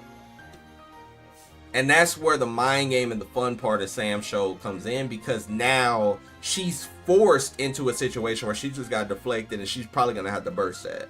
If she doesn't burst that, she gets put in a very, very bad spot where she's going to have to rely on Isin to beat me. Now, that can be a comeback factor. Don't get it twisted. Like, if she gets that Isin and she's like, shit, I'll hold it. I don't want to burst. I'll hold it. And then she goes into Isin, weapon flips me. She could potentially win the game. You see what I mean? So it's like, that's the game. Yo, Dragons, thank you for that follow. That is the game. That is the mind game of the game. So now I put her on no auto recovery, right? So now we'll play this out like a real match. She holds it. She says, you know what? I'll hold it. I'll hold it. I'll hold it. Right? She holds it. She says, I'm going to hold it. This is my life right now. But with her holding that, right, she randomly hits me with Isin. We are 1000% even now. But I still have mine that I can still do Isin. I can still burst. I can still do these options. This is the whole game. This is the mental game of Samsho the whole time you're playing. Like, all of these things are a factor. And that's what makes the game, like, at a higher level, where you have to be able to understand those little concepts. If you can understand those little concepts, is this risk reward worth it? If I do this, does it force something out of my opponent? Like, these are the things you have to ask yourself. Because here's the thing. If she jumps and does that every time, and I start deflecting her, what happens when she does this? Nothing, right? And I do that. Now I'm going to eat a lot of damage because she just baited me. It's all about mind games. Like, it's just back and forth mind games. It's nothing deeper than that. But you have to be able to read your opponent and adjust to what your opponent is doing, etc., etc. But to talk about the difficulty of this game, I think the game is very easy. And like I said before, I didn't mean this offensively. I think the game is easy compared to all of the fighting games I played. This is one of the easier ones for me to get into because it's just straight fundamentals. And for a fundamental player like me, I'm gonna pick up the game really fast because that's what I do. I play these games at a higher level, like, very fast. So I can pick up and dissect the game very fast. And the game is easy entry level to get into. Now, is the game hard to master? Every fighting game at a high level is hard to master. So yes, it falls into that category that the game is hard to master. It's 1000% hard to master. But it's not hard to master for any other reason than other fighting games are. Every fighting game at the highest level is going to be a hard to master game. But to get into the game, it's a very easy game to get into. It's not like hard to get into. It's just like, if you know how to press good buttons and you know how to press good timings, like, the game is very simple. So anybody that does have a background of, like, fundamental plays should get the game. And I think you should play the game anyway, or try the game anyway, because it will test your patience and it'll test your fundamentals. And it'll test your ability to adjust. Because a lot of players are not good at, like, adjusting, especially because of some of these new games. The adjustment factors aren't the same. Like, the risk reward in this game for not adjusting is high, versus another game where if you don't adjust, you can kind of still run your flowchart and get by. In this game, you can't run your flowchart and get by. You actually have to actively adjust as things are going on and progressing in the match. So a couple of, like, pointers that I want to talk to y'all about, like quick pointers that I want y'all to get used to if you're trying to pick up the game. And this is why I left this at the end of the section. A couple of things is, like, jumping over your opponent. I mean, like, when somebody jumps over you, because a lot of characters do not have cross-up buttons in this game. Charlotte is blessed. She does come with a cross-up button, but 90% of the cast have no cross-up buttons. There's only a couple of characters with actual cross-up buttons in this game. So I would say in this game, like, let's say if she commits, learn how to run under your opponent. That is one of the most important parts of SNK games, period. But in this game specifically, learning how to run under your opponent is like super important, especially in Samsho, because Charlotte jumps low. Everybody else jumps very high. So I'm gonna put another character on the screen. Everybody else jumps pretty high. So knowing how to run under your opponent is like super duper important. So I'm gonna just put him against Jubei.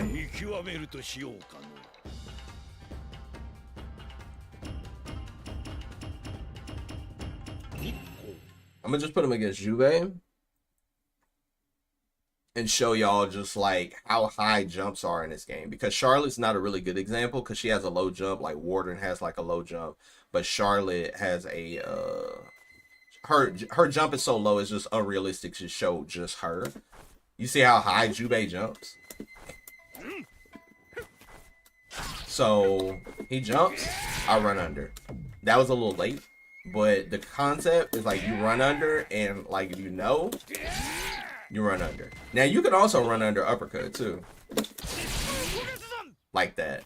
So you have a lot of options, but I wanted to show y'all specifically, you want to learn how to run under your opponent, and Samurai Showdown is one of the most important things that you can do. So next thing I want to teach y'all, and these are like little pro tips, because it's like, yes, I'm a pro gamer. I'm not a pro specifically in Samurai Showdown because I'm still learning, but I'm a high level player playing the game. So these tips that I'm giving you can get you pro level at the game. So button timing in any fighting game is important. More important in this game because deflect exists, and you never want to get deflected and lose your weapon or get SSM. So learning how to throw off your timing is very important in this game. What do I mean by timing? I mean, if I have a timing of an auto time, if I do this and then this every time versus my opponent is going to deflect me. So I'm gonna show it from Jubei's perspective. If he does this and this, every time he does two, I'm in tournament setting right now. Okay, my opponent, every time he presses two mediums, bet. I'm about to make him do that again, and I'm going to deflect him, and I'm going to SSM punish him. Bet. That's what we're going to do. Bet. Okay. So now I'm in a match, and I'm like, my opponent always presses this twice.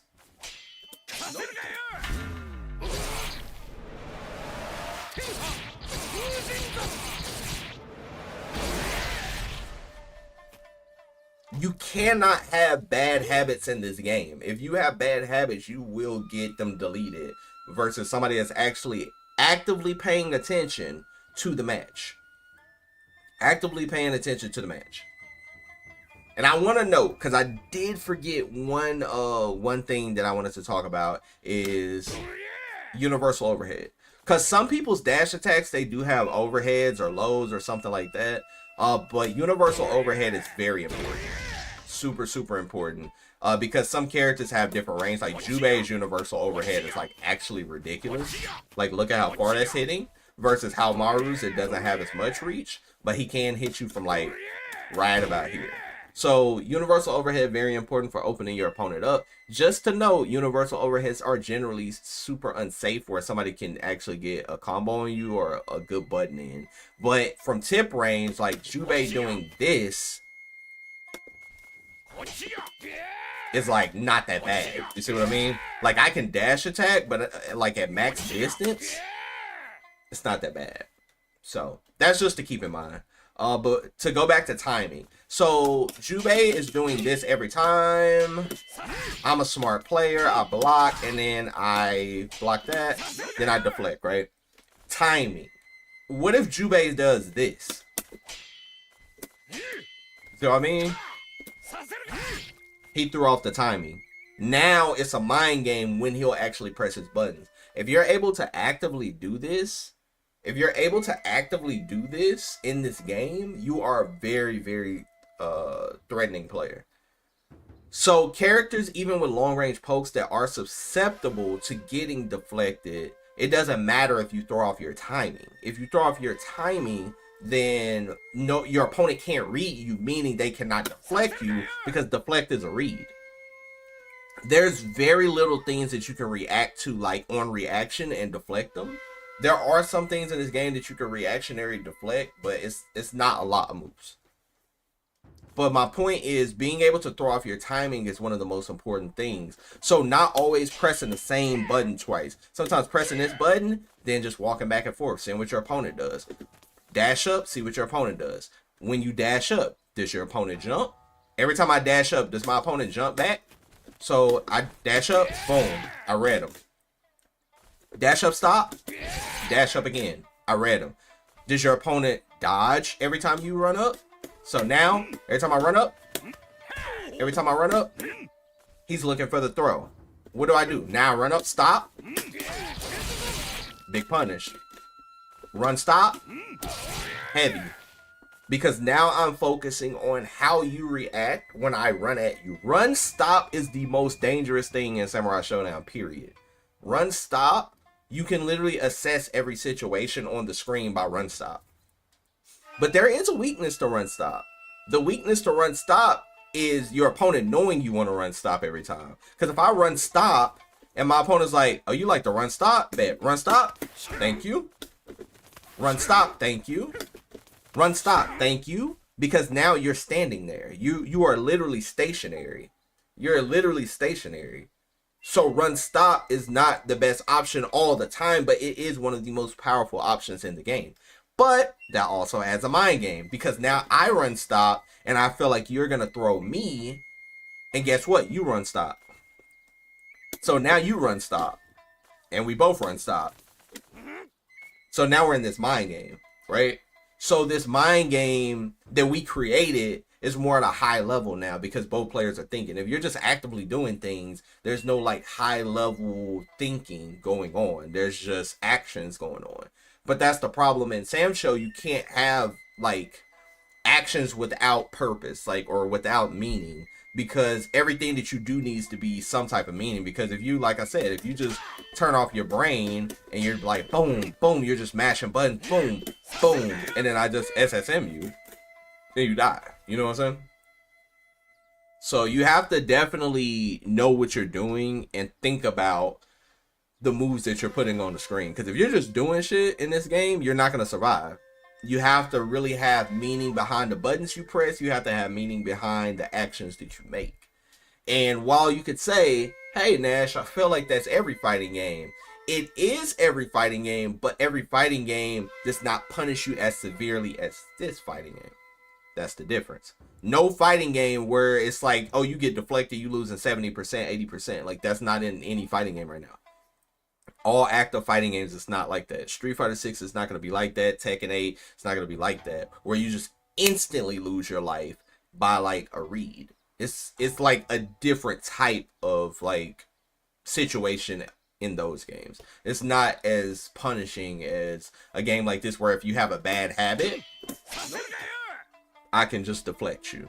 You know, like, that's the thing. So that's gonna be like a very important part. So like I said, if you didn't pay attention to any part today, make sure you pay attention to that, because like button timing is like super important as well. Super important. Air to air in every game. Yo, Joey with the big rate of 18, I appreciate you.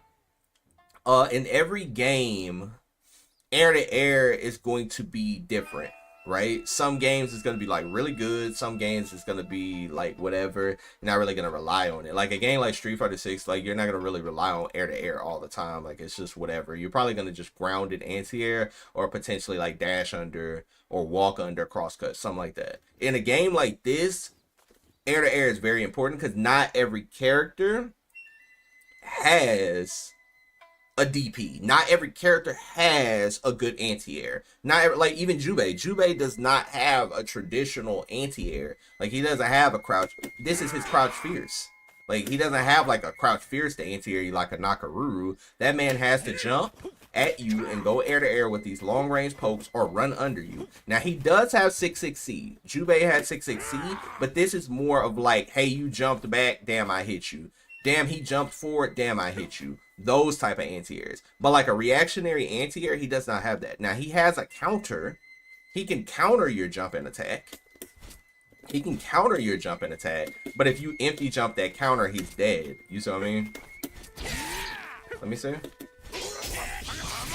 Like that. He can counter, But if you try to rely on that and I jump and you do that, you're gonna get cooked.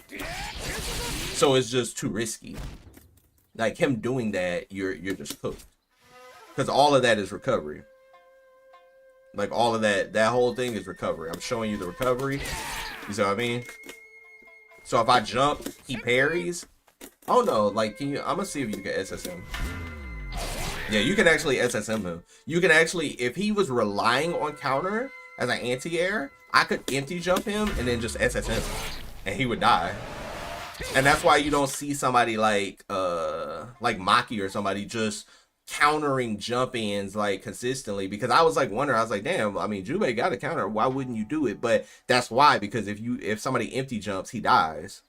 They're not trying to take that risk, because in Samsho you could lose so much of your life instantly that you don't want to just do super risky options all the time, and that would be a risky option to do. Now, is it okay to do it sometimes if somebody's just jumping on you like over and over? Hell yeah, like throw it out there like once or twice, because it's the same with Wu. Wu can do the same thing. She can counter a jump in, but you just don't want to throw it out a lot, because you get into that habit of throwing it out and then bam, like your opponent empty jumps and now you die.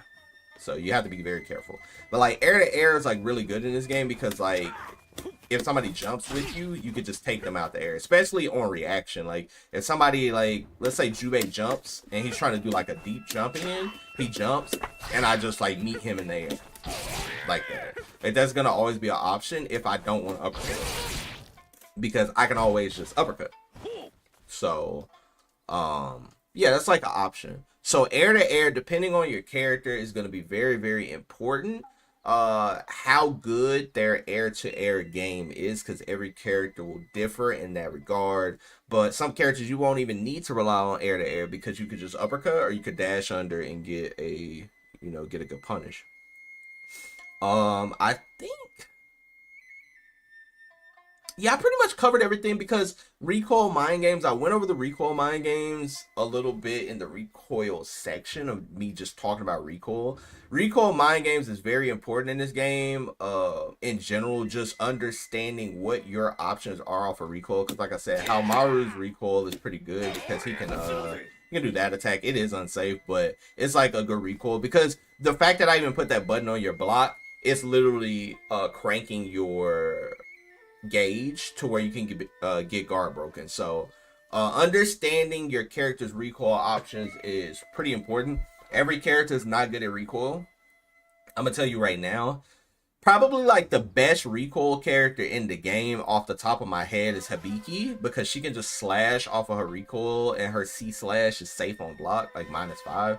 Like, so it's like impossible to stop her from just like C slashing. I mean, it has a gap, but if you challenge the gap, she could just do an actual slash. So she probably has like one of the better recoils in the entire game, if not the best in the game. Nakaru has really good recoil options, because she can do Mamaha cling off of her normals. So she can Mamaha cling, if you swing on the ground, she could just immediately dive on top of you with a button. So understanding like what your options are off of recoil are like super important. That's going to differ from character to character depending on what character you are trying to play.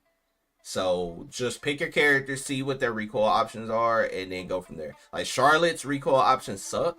Generally you have to kind of like commit to unsafe uppercut. However, her B normals are so far that she probably will not get punished out here. Same with Haomaru, his B normal is so far that you can recoil out here pretty safely. It's when you start recoiling up close where you have to play more of a mind game of like, do you deflect, etc, etc. You cannot deflect special moves. So like moves where somebody swings at you, like even if it's like a slash, you cannot deflect those. If you try to deflect a special move, you'll get hit. That's another reason why Hibiki is really good, because if somebody tries to deflect, she can just hit them.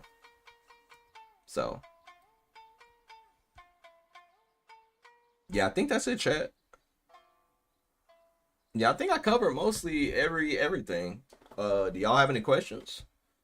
I can take questions now. I was trying to kind of like get through that without answering too much of the chat. What's up, everybody? Soul, I see you. What's good? Yo, Wixel, what's up? What's up?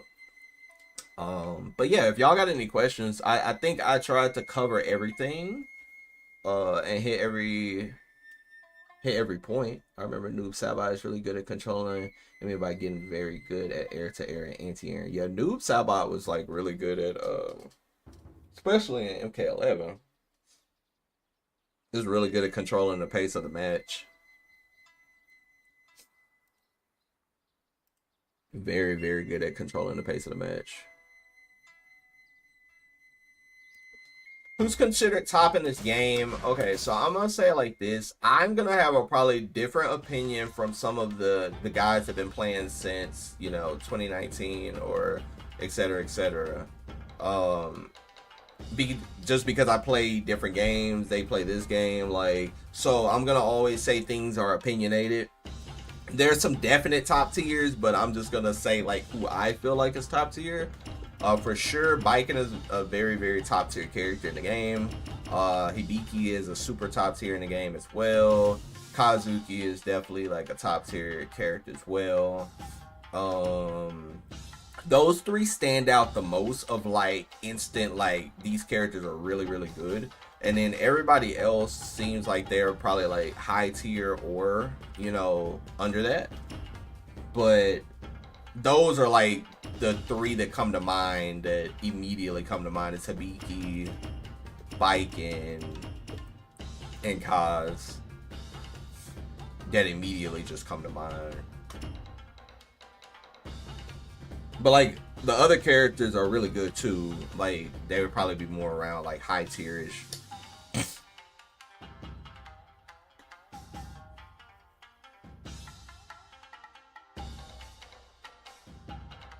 Oh yeah, you would definitely like Hibiki in this game. I can show you a couple things with Hibiki if you're looking to get into her. That way you could just watch the archive and go back and learn how to play her from there.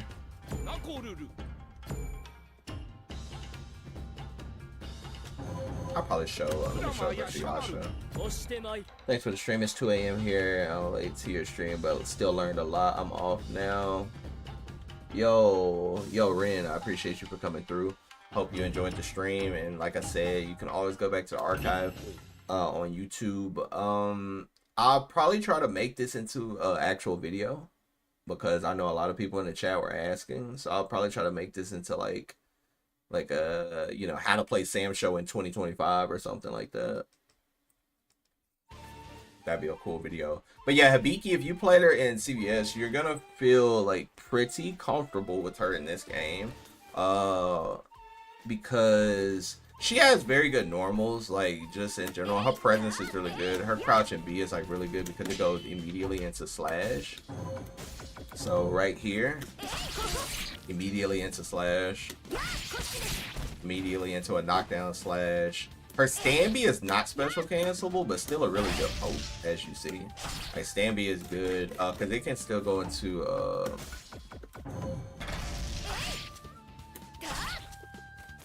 you have to be close. Like, you can't, do weapon flip off of this, but if you do close B, you can do weapon flip.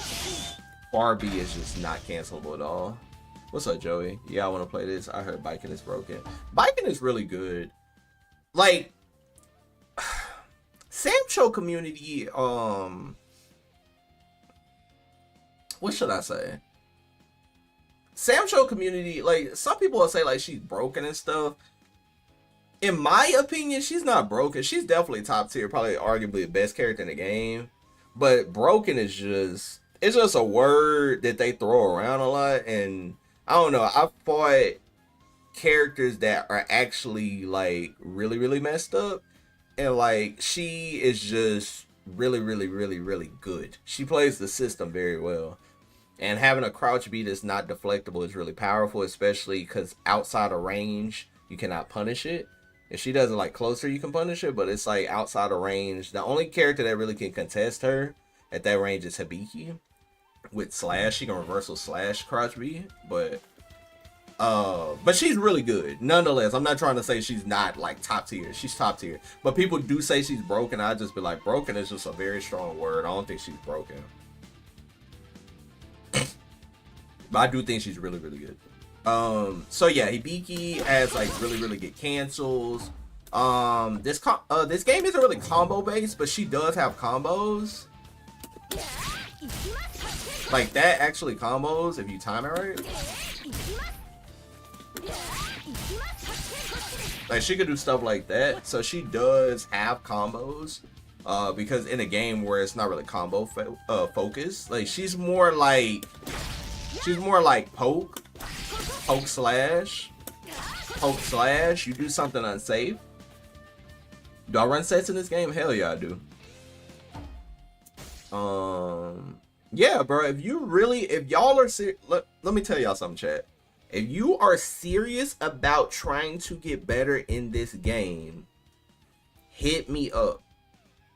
If you are actually serious in this game, there's a lot of players that are super on the fence or super interested. Hit me up. If you're really about it, hit me up and we can run it. Because not only am I trying to get ready for SWC for the game, but I really do enjoy the game, and I do enjoy teaching people how to play the game and learning more about the game every day. Like, that is where I'm like in the in between.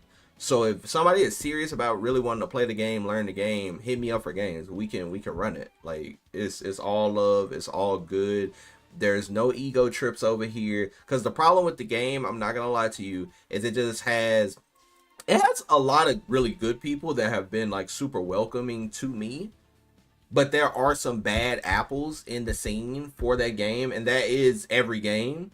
But there are some bad apples in the game for that game that are just toxic for the game and bad for the game. I'm more of a person that's trying to push the game in the right fashion. Some people are trying to gatekeep and like keep newer players away and be toxic. I'm not on that type of shit. I'm trying to get more people into the game. I'm trying to get the game super active. I'm trying to get people to play the game and have fun with the game and play what they like. Does this game have a good netcode or not? I say the netcode is solid and you can get very good practice on it.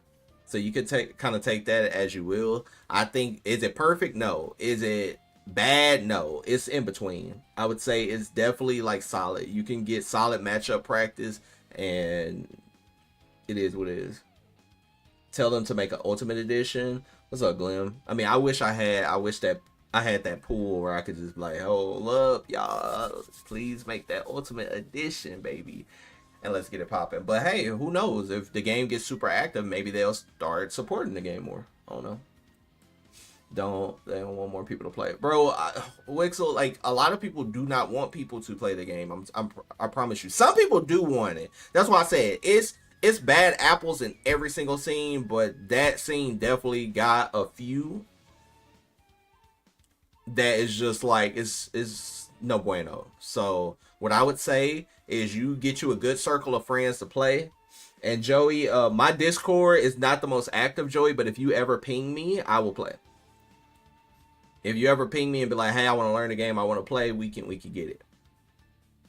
Because I want to get it for myself and a friend who lives really near me to jam over the holidays. Okay, so Xbox, I will say this. If Xbox is probably like the most active version for the game and probably like the best version of the game. PC port is very good. People play it, but you definitely have to find your group of players to play it. Like I said, I'm down to play. So if your friend and you are getting the game on PC, y'all will have fun. I don't know anything about the PlayStation version, but the game is not crossplay. So just keep in mind that you will need to get it on the same system or whatever as your friend, and you can have fun. You'll hit me up after the holidays, bet. Okay, so yeah, Hibiki is just really, really good pokes. And that's basically the premise of her game plan, is just a good recoil. So I'm gonna show you something, and this is a little more advanced in the game, but like, you see how he did that B normal? That's gonna be -12. Like, look at this. She can reversal slash punish that. No other character is about to be reversal in that. I play on PlayStation, on PC, my bad. Play on PC. So you see how she can reversal punish it? She's blessed. No other character is about to be doing that. So that is the benefit of playing Hibiki. You have very good range, because this is an 8-frame attack. This light version is 8. So the fact that she can literally reversal punish it like from outside of this range is actually cheap. That shit is actually pretty cheap. Oh yeah, if you like to kind of just sit there, play defensive, then she's gonna be the one for you. Her weaknesses more so are like her anti-airs are not that great. Like she can do close stand close stand B, my bad. She can do this to get an anti-air or go like air to air with you, but like she's not gonna have like super good anti-airs. She does have like this counter that she can actually do her weapon flip off of, but that's pretty much it. She's gonna run under. You can run under, do her 6-6A. Like stuff like that is like really good. And Hibiki comes with one of the better dash attacks in the game because of the damage output. Like that's her dash attack. Her dash B is like really good. And something I wanted to show y'all earlier is like what I was talking about of moves you can react to on reaction and deflect. Like a move like that is very slow. You can actually deflect that on reaction. Like if you were like looking for it, if your opponent has presented it, you can like deflect that on reaction and get a punish. But better yet, the better punish will be to just dodge it on reaction. Because if you dodge it on reaction, you just get a full punish. See how he goes behind me? And actually, since he goes behind you, you can actually get a fierce punish.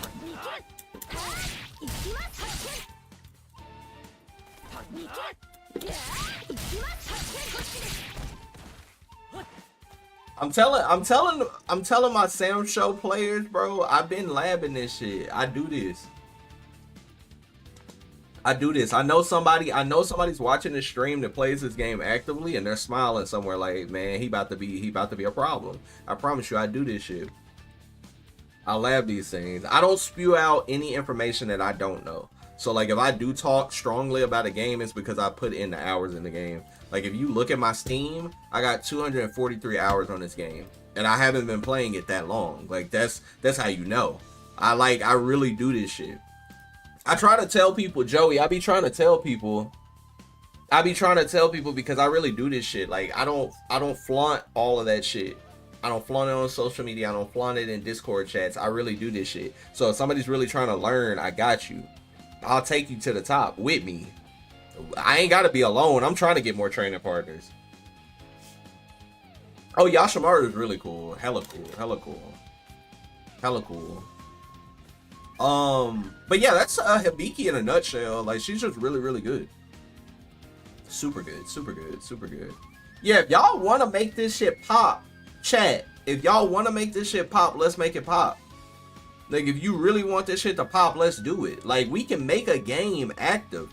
I'm all for it because the PC port, like most of the Xbox players, they're in a group. They play to get better. Like Scrub, Maki, Tao, like all of those types of players, they play to get better. They're all in a group. They play to get better on that Xbox. And that's why I respect them because they don't talk about it on all of this and talk about it on all of that. They're quiet because they're grinding. They're trying to get better. And we can start that on PC and we can start that with me. With my group. If y'all want it, we can get it. Let's get it. Let's get it popping. That's all I'm trying to see. But yeah, dash attack, you're looking for a good dash attack. So if your character has a good dash attack, you see how that's like 260? You're looking for a good dash attack. Yo, Wixel, if you are interested in Yasha, I can show you some things with Yasha as well on stream if you do want to see some things on stream.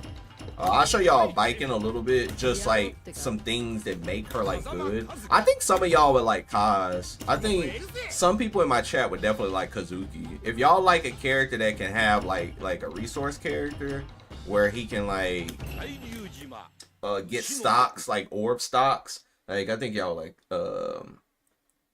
that character too. As a snapshot outside, I'm gonna keep it a buck with you. Game does look cool, but it is pricing people out even on sale. That's why the ultimate edition needs to happen. Nah, Glim, I can respect that because you know what, my friend actually said the exact same thing. So you're not tripping saying what you're saying. You're 1000% actual factual on that. I literally have a friend that said he would have got it if it was a little cheaper. So you're not tripping. So biking, so chat, y'all already saw me go over deflects. This move is undeflectable. So this crouching B is like undeflectable.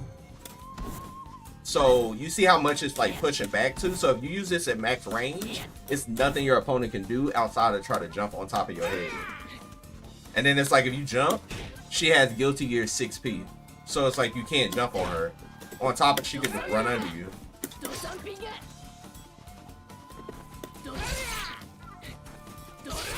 I was trying to see if she could H.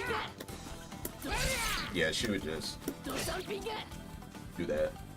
So you see what I mean? Like, that's like really good.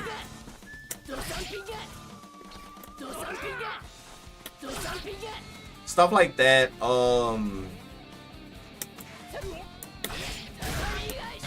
She got resets in the corner, so she could just reset you and put you in a situation. But yeah, she's like really straightforward. And she's another one, like I said, she's another one with a good dash attack. Like super good dash attack. And her dash A is like ridiculous. So she's just very, very solid character. She just got some like really solid options. Yasha is your like very like mobile, super annoying poking character.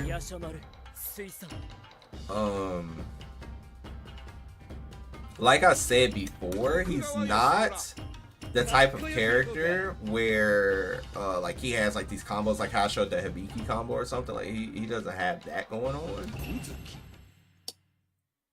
Yeah, biking is really cool. She's fun too.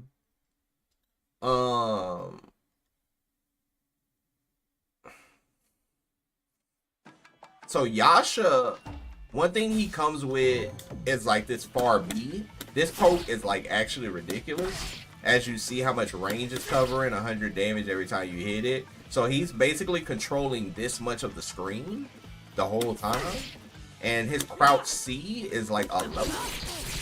And you see his crouch C does a lot of damage too. So you're kind of constantly being forced to like down back against him, but he has a lot of range and he can kind of box you out with normals.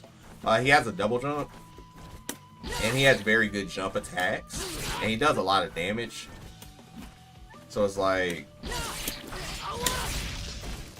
as you see, that was a lot of damage. Not really combo heavy at all. Literally just stand slash into slash.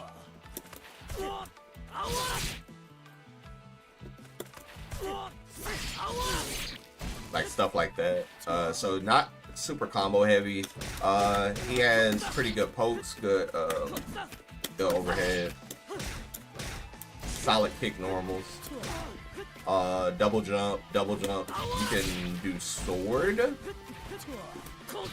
Like that, goes into a little animation. If he's in rage, he gets even more damage. So Yasha is just very annoying. He's one of those like super annoying characters where he's just like playing like annoying. He wants you to chase him and he wants you to overcommit so you can like lose a lot of damage trying to overcommit to him. But that's pretty much the character in a nutshell. It's really nothing more. When he goes into rage, he gets a lot more like damage. Oops. Oh, I forgot I got the life on no recovery.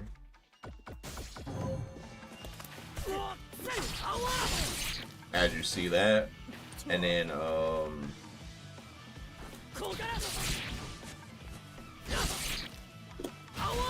he can combo that. I didn't wait.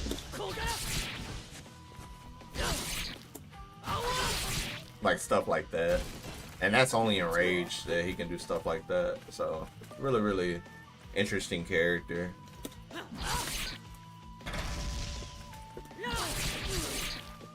But he's just a poke monster. And that goes back to what I said about a character like him. Where you just want to be able to throw off your timings and not get deflected. But yeah. Like I said, if there's any more questions in the chat, or if y'all are interested in any of the any more of the characters, I can just demo them and kind of show you what they have to offer if y'all are interested in any of the characters. Because I basically have a good idea of every character in the game. What does Darley do? So Darlia has really good jump ins, and she has a cross up. She has a very good cross up attack that can be used on somebody's wake up, because some of the hits of her her splash, like her ride the wave little move, it so this game, when you block something, it doesn't jail you. Like, you're not jailed when you block something in this game, meaning that you have to block all the hits. So if you ever let go of block, then you'll get hit. So like if a super 7 hits and you let go in between 1 and 2, the game will not jail for you. You'll actually get hit. So Darlie, normal wise, like her A normals aren't that good, but her B normals like really good. She could do that move and she could hit you. You don't want to whiff her B normal. As you see, like, that's all recovery. So you would always want to make some type of contact, but she has a very good special move to like cancel into and just like get a knockdown. That's her 2B. But she has a very good jump in, as you see. Like, and jump ins are very important in this game. And she's not as floaty as the other characters. She kind of drops faster. So like her jump in is like really good. That's gonna be like the main use of her special move cancel. I mean, she has this as well, and this is the move that I said can cross up. So like you see that. So on somebody's wake up, you see how they rolled? Like right here. That can cross up. If you time that right, that can actually cross up. I don't know the auto time for it, but that was a cross up right there. So her reading your roll is like dangerous because she can cross you up. So you always want to make sure that you're like, you always want to make sure that with her, like how you're rolling, you don't want to roll the same way every time. You kind of want to like, you want to see what your opponent's doing. You want to see how they're like reading you, because that's the last thing you want to do is start eating this as a cross up. Because if it starts crossing you up, you're cooked. And she does fly across the screen, so if it doesn't hit, you can punish her, but like I said, that's going to be character specific what type of punish you're going to get. But she's not the safest when she flies across the screen. But like I said, it can cross up.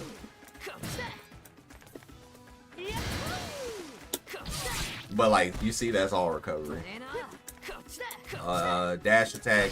She still has the same dash attack with her dashing B, so you could just go into that.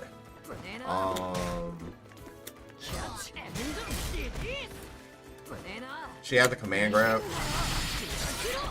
So if people are like sitting there and you want some Oki, she has a command grab. She doesn't have a traditional like 2D like everybody else. Her 2D is like not as mashable as everybody else. But like I said, she has a command grab, so that's really good.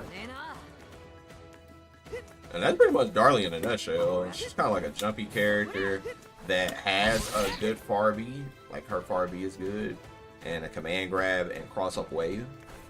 That's pretty much the how she's gonna play. Like she got more special moves, but it's like some of them are like kind of niche, in my opinion. Is it easy to find matches in this game? Is it easy to find matches in this game? No. You would have to know people to play. I mean, there is a Discord for the game, like actual Discord for Samurai Showdown. You can join at your own risk. That's all I'll say on that. I'm not gonna say it's a bad Discord. There's a lot of people in there that are actively playing, but just join at your own risk. That's all. I'll leave it at that. I won't go too much into that conversation.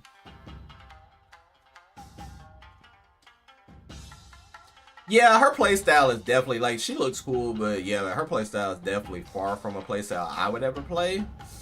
But yeah, it just depends on like what you're looking for. Cause like, what kind of character are you looking for?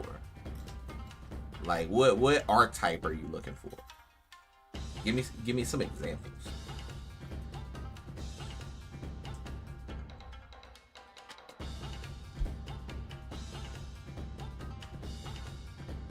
What's up, Zoe? Yeah, I've been having fun playing Samsho. I've been playing it for almost 2 months now. A month and a half.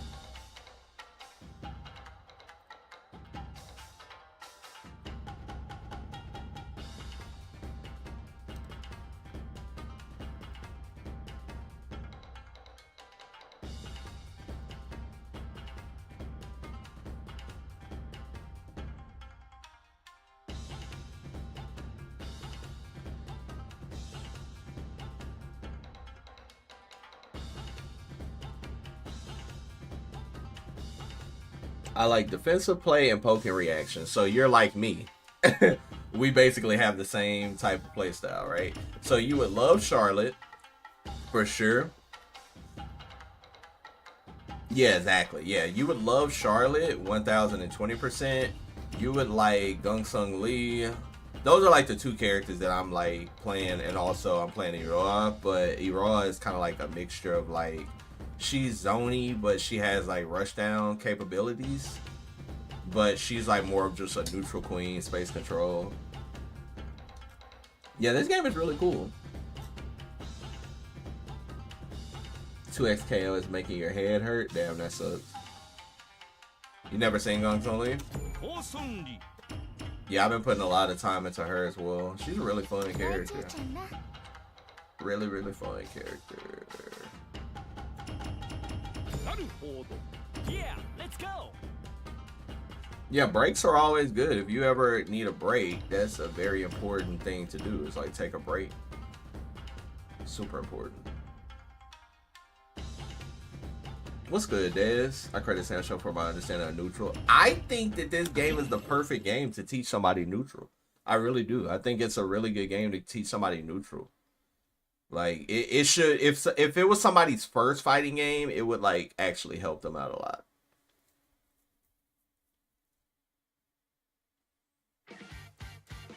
You play Juggernaut and you're in Master Rank? Oh, nice. Yeah, Juggernaut is definitely an interesting fuse, I ain't gonna lie. So Gung Sung Lee, what's up, Rupture? This or Lumina? Like, what game I like more? Is that the question? So Gung Sung Lee, the reason why I think you would like her, Wixel, is because her space control is very good. Her far B, as you see, look at the range on it. So it hits from way out here. Her crouch B is cancelable, so easy whiff punishes. And then you can just teleport right back to your umbrella. Because the whole concept is her to throw the umbrella, and when she's unarmed, usually when characters are unarmed, they suck. This or Lumina as to teach new people in fighting game. Both are dumb easy to do it in. Or end up buying because seeing like no one was playing it, might just get it anyway for fun. Yeah, you should definitely get it for fun regardless, I think. Bro, we need Avatar to come out. Yeah, I'm super excited for Avatar. So yeah, her crouch B is cancelable, so she has very easy whip punishes. Nasty Glass, what's up, what's up? Yeah, the teleport is really cool because she can teleport to her umbrella. So even if you throw it up here, she can just teleport to it. When she's unarmed, that's what I was saying. Usually when characters are unarmed, they're not as good, but she's very good unarmed. Because, for one, she can do combos when she's unarmed. Like, this is a whole, like, combo. And this is gonna knock down her 6-6A is, like, ridiculous. And she can always teleport right back to the umbrella. And when she has max maple leaves, she can do, like, stuff like that. It explodes on contact. So she's a very good space control character, and the good thing about her is like stuff like this, she's not gonna get punished from outside of this range versus most of the cast. She's not gonna be able to get punished. What's that portal? Oh, you talking about like her umbrella? So like when her umbrella is out, she can teleport to it. But also, unlike other characters, so You see how he can do his SSM and he just runs full screen? Everybody's SSM is different, right? She is not able to do her SSM unless she's unarmed. That is such a cool SSM. She's not able to do her SSM unless she's unarmed. So if she throws her umbrella, threw the wrong one. That. So if she throws her umbrella, she can actually SSM off the umbrella placement. So wherever the umbrella is, she can SSM. That makes hers very situational and actually kind of bad because she's not going to have access to it when people are playing crazy. So if you do get a deflect, she's not going to be able to necessarily do that. However, she does have unique ways of comboing into it. Like she can actually combo it, like on guard break, she can combo it. So like if I do this,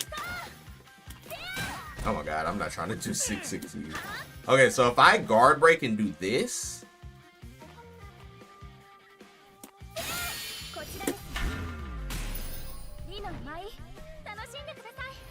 that's like the most common way to combo it were.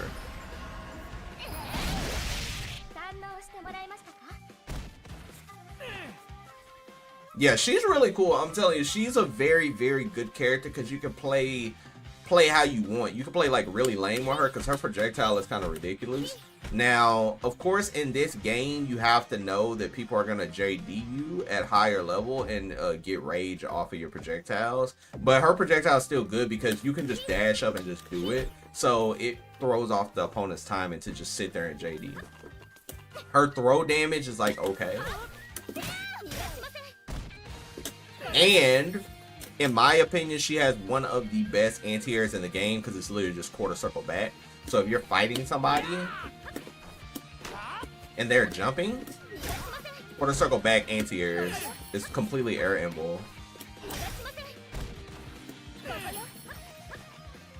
Yeah, her fireball game is probably one of the best fireball games in the game, high key. Like just the way she can manipulate things, because even her umbrella throw doesn't interact with things. Like, so if he throws that, you see how I just went through? Versus clashing, it does the Mortal Kombat. And it keeps him in check because now if he does anything, I can SS him. So she has, you know who she is like? This is going to be an interesting comparison, but not really if you like know how the character works. She's basically Lychee. She's like SNK Lychee. That's exactly what she is. She's a character that can fight armed and unarmed, has different normals unarmed, and like just different situations. She's literally just Lychee. Because like unarmed, she literally can cancel her stand C into teleport. Unarmed, she can do stuff like that. Like, she's not able to do that when she's armed. Like, she has a lot of different things that she can do unarmed.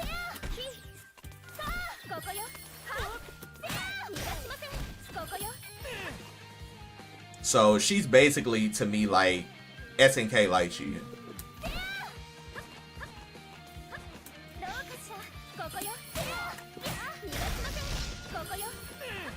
Has very good jump normals too. Very good universal overhead. Like, look at that. Like, she's hitting you from this range with a universal overhead. So she's like really good, man. Definitely one of my trios of characters that I run because she's just my playstyle. And she completely eliminates jumps. So, like I said before, how I was saying like this game is like heavily matchup based. If you wanted to run Gung Sung Lee, abbreviated for GSL, but if you wanted to run Lee against like Charlotte, that would be a pretty good matchup that I would say. And the reason why I would say it would be a pretty good matchup is because Charlotte is a jumpy character, and Yoshi. If you run her against Yoshi, she cleans Yoshi up free. She cleans Yoshi up because Yoshi cannot jump. She seems like a Dhalsim character.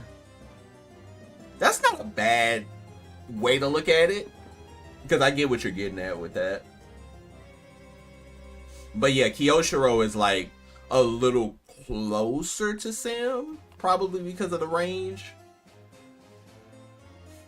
But yeah, Gungsung Lee has like the teleports and stuff, so like a Dhalsim comparison isn't bad because yeah, the range. You know, she kind of reminds me, especially with this button, it reminds me of Manat. It reminds me of Manat for sure. Ryota, what's up? Play Hoku and CDO. What character would I play? Ryota, you would 1000% play Yashimaru. If you play Hokuto Maru in City of the Wolves, you're a Yashimaru player in this game, 1020%. 1020%. Follow the Marus for real. So the reason why I believe she does very good against Charlotte, because Charlotte is a super jumpy character, and literally your anti-air is quarter circle back. Charlotte can never jump in this matchup. She'll honestly keep getting anti-aired, and it's nothing she can do about it. The moment she leaves the ground, she's already cooked. So I just see this matchup being a little harder for Charlotte, and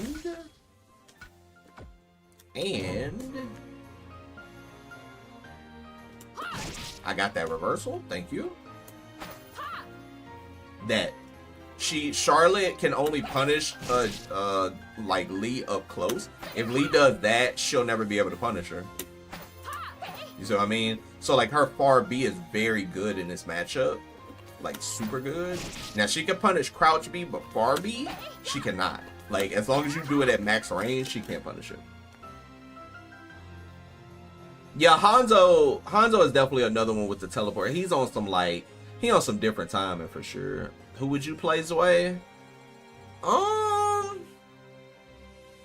You like super weird characters. I would have to look at the character select screen and see who you would play. Because I know you've never been about tiers or anything. You kind of just play who you want. I could see you playing Wu.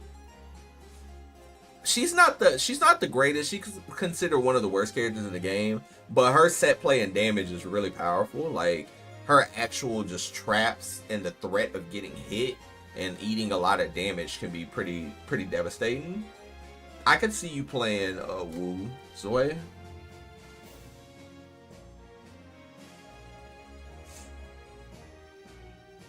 Yeah, exactly, Rupture. That's why Wu, in theory, while she might not be that great, she does have very good closeout situations that can actually win you sets.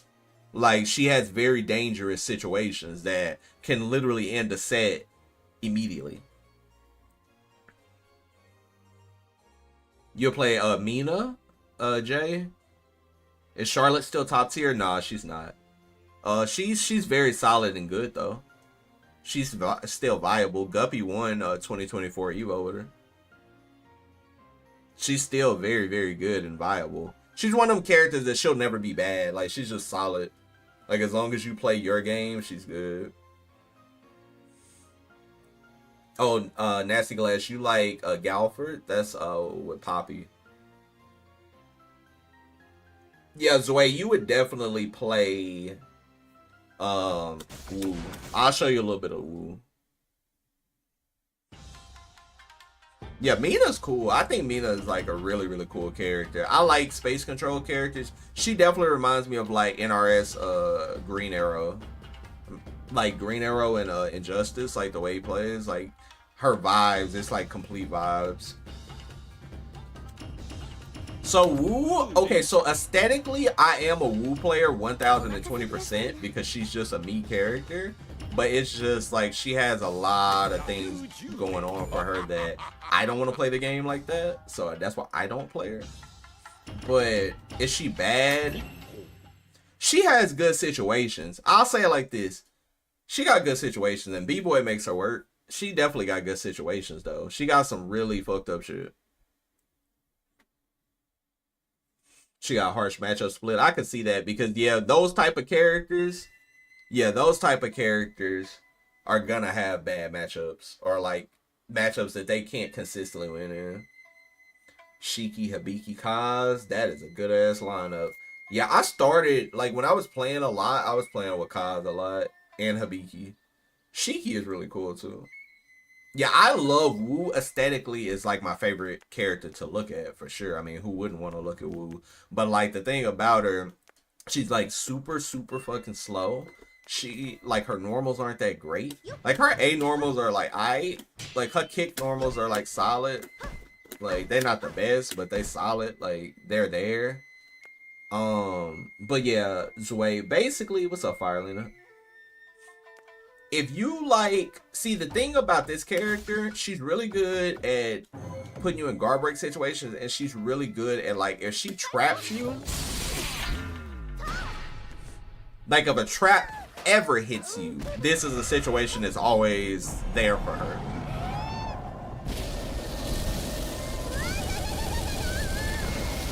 That's always accessible. So like a person saying this character is bad, they're not wrong in saying she's bad, but some of her situations are really, really good. Cause that is gonna happen to you at like high level. If you get hit by a trap and a person be like, man, I ain't about to get hit by no trap. No, you're gonna get hit by a trap. Sometimes it's unavoidable. She got unblockable setups to hit you with a trap. If she got that shit behind you, that's literally unblockable. Hold on, let me see.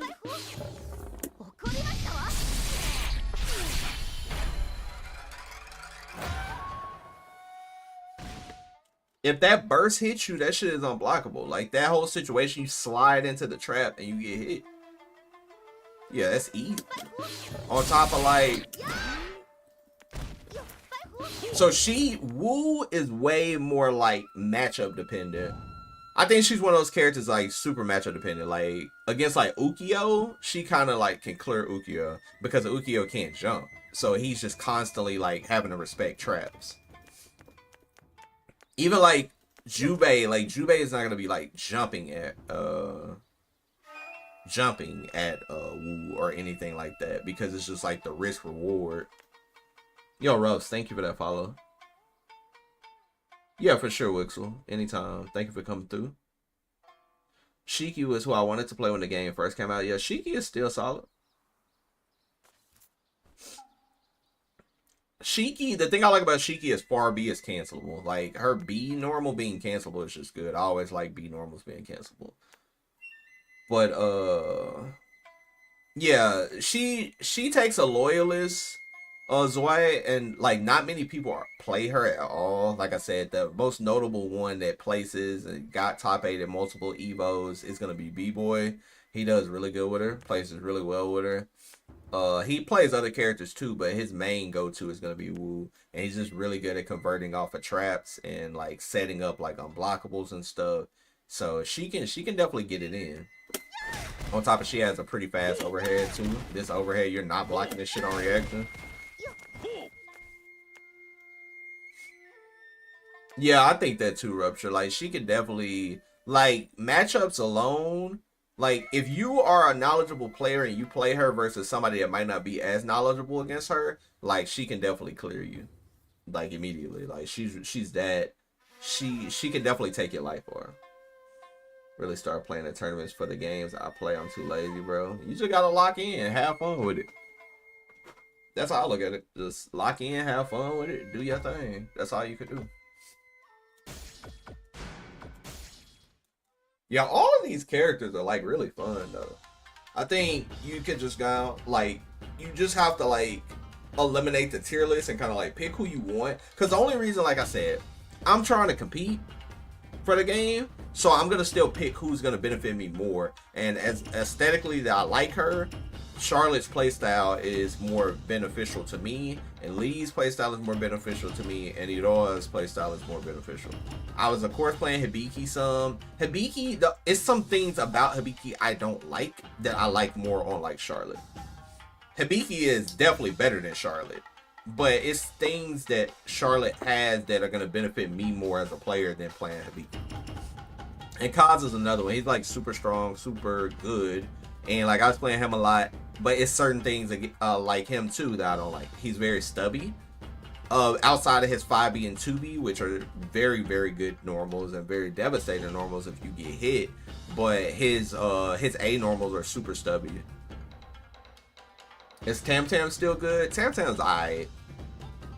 Definitely not like let's just say it like this. I was talking to Justin and he said he was gonna switch like from Tam Tam to another character because you know he was a Tam Tam loyalist. He said he's actually gonna lock in next year and play this shit, and he's not playing Tam Tam. So you can take that how you want to take it, but I think Tam Tam is just an okay character. Top 5 will always be kind of like questionable, Joey. But I could say 3 characters that will be in your top 5 no matter what is Kazuki, Hibiki, and Baiken. If Kazuki, Hibiki, or Baiken is not in your top 3, your top 3 or your top 5, if those 3 characters are not in your top 5, then your top 5 is gonna be looking a little interesting. I'll say that. Yeah, Justin Wong. Justin was a Tam Tam loyalist, Tam Tam specialist, but he said that he wanted to play the game more serious this year, like going into next year, because he has more time. So me and him can run some sets and like learn and get better together. But he's not playing Tam Tam. He was thinking of like Galford or somebody else, because I told him he should just play Hibiki and just beat everybody, but he was thinking of Galford or Kaz. If those 3 ain't on your top 5, you ain't been watching shit. Nah, Rupture, for real. If Hibiki, Kaz, and Baiken are not in your top 3, then you definitely throwing. But the other 2, I would say, are like gonna be different. You can, because you're not wrong, like some people might put Shizumaru there, some people might put Nakaruru there, some people might put Yashimaru there. Jubei could be a contender. He's like really strong. So it depends. Yeah, Galford is, you know what? And the funny part about Galford, Rupture, the community puts him kind of low. They put him mid-ish. And then Galford is always in top. Tao and Royal Psycho are just always in top, playing really good clean zoning with him. Yeah, Yoshi, a good Yoshi is very dangerous. I think the problem with Yoshi is if a player has very good anti-airs, then it's a problem. Like if he's going against an uppercut character, I think that he suffers. That's when I think he suffers. But I think if you cannot deal with him, you have to JD.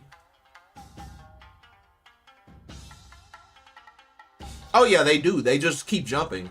Like, a lot of people don't really play him like super duper solid. They play him very like, they literally try to hold you.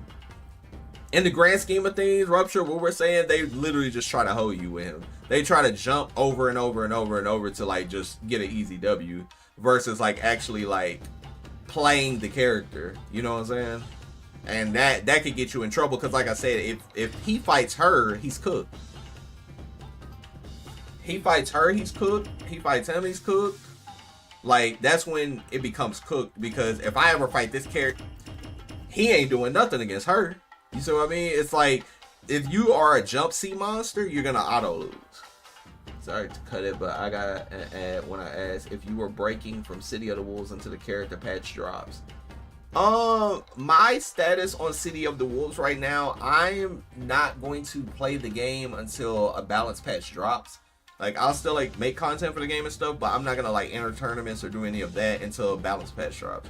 Now, I'm going to Frosties. So, anybody that's going to Frosties, I will see you there. But I'm going to Frosties for Fatal Fury because it's the first stop.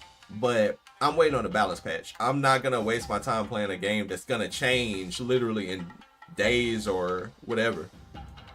It would just be a waste of my time. And I'm playing Chun-Li. So, it's like, either Chun might get buffed.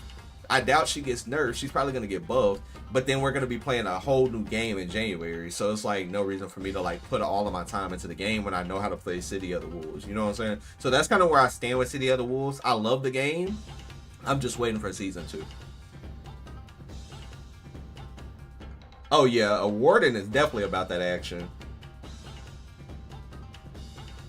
Warden is definitely about that action. I feel like Warden, he's another one that people do jump a lot, but not as much as Yoshi. But I do have some answers for him just simply because like I would probably just run Lee on him and just like run. But it would be harder to zone him because he has a reflect. That's the only thing that where I would probably pick Charlotte on him. But since he has a reflect, and his reflect is really, really good. Any reason why you're playing Chun-Li? I know Scar told me I should play. The reason why I play Chun-Li is because I play Chun-Li in generally every Street Fighter game. It's like the character that put me on the map just in fighting games in general. So I'm like a Chun-Li loyalist. So Chun is just a character I'm very comfortable in, and I can play her in any game at basic high level immediately because me and her playstyle just click. Yeah, that man does a lot of damage. Like a lot of damage. He can literally delete you like really fast. And I do like his simplicity because his special moves suck so bad that you're not really using special moves. You feel me? He just literally he just plays. He just plays the game. He just plays neutral. And that's what I like about Warden. He's not like most of his special moves are bad, so he only relies on buttons. Yeah, Dez, that's the thing. Chun in any game, I feel like comfortable, and that's the beauty of Chun-Li. She plays generally the same in every game, so it's just easy to like pick her up and play.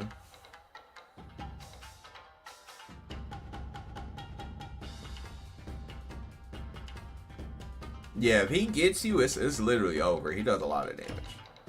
I think there's a lot of like discovered characters in the game, like undiscovered. Not undiscovered characters like Chom Chom. I actually think Chom Chom is like pretty good if you don't rely on her gimmicks.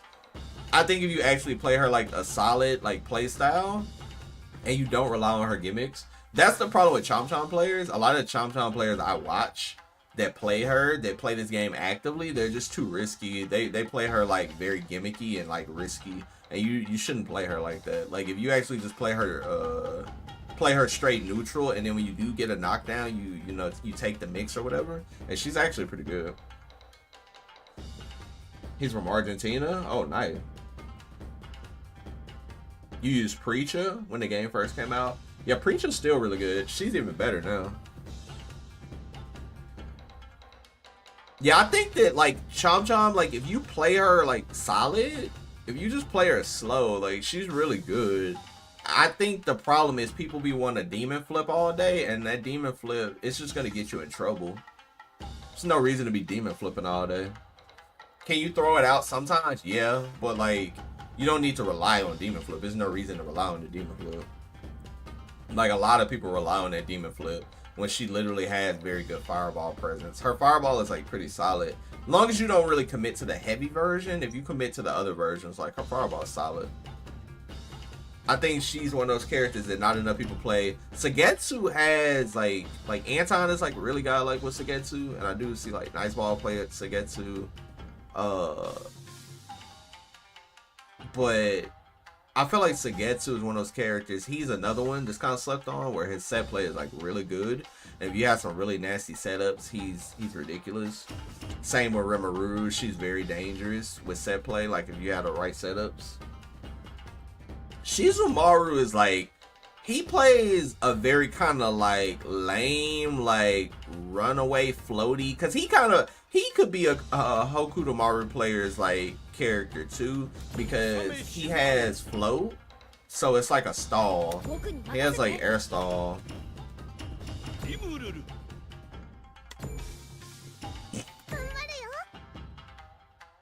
From Mia on like day 2 of him demon flipping me to cross up and me SSBA him during it killed him from like 70%.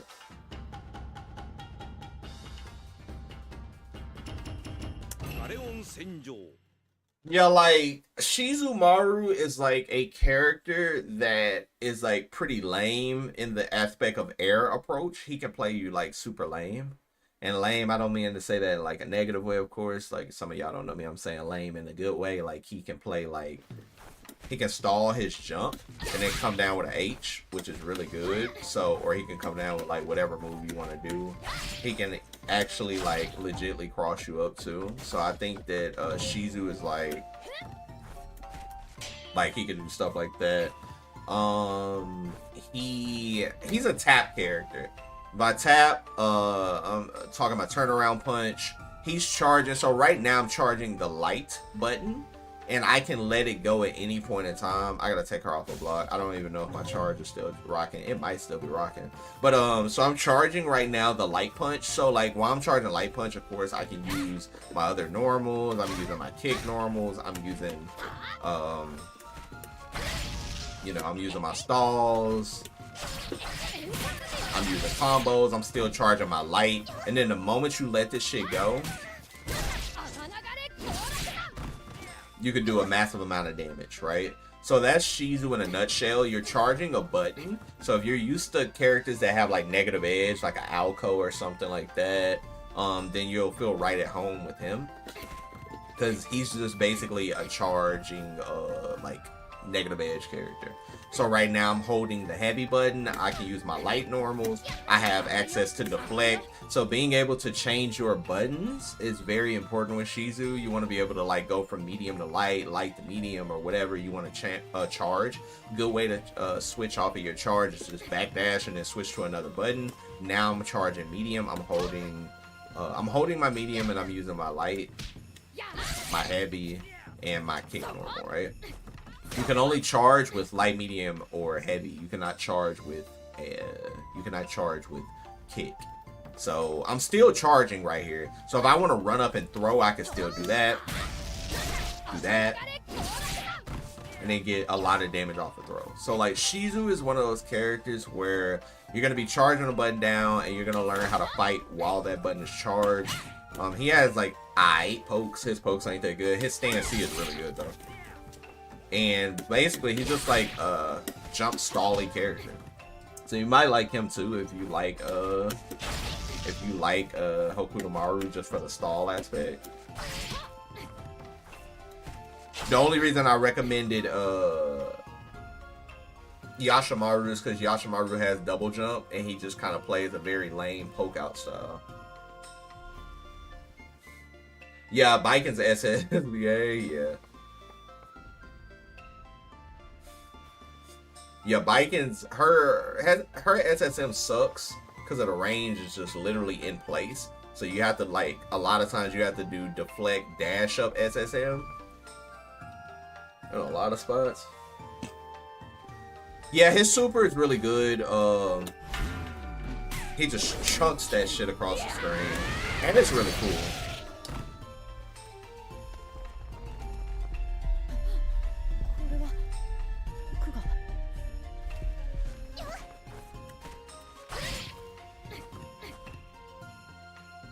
So yeah, that's Shizu in a nutshell.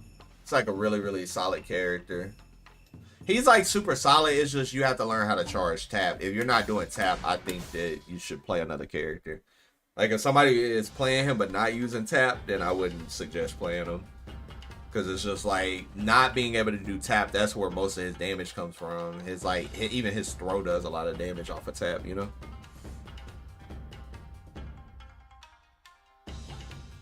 Forgot to pick up Wawas, I'm dead.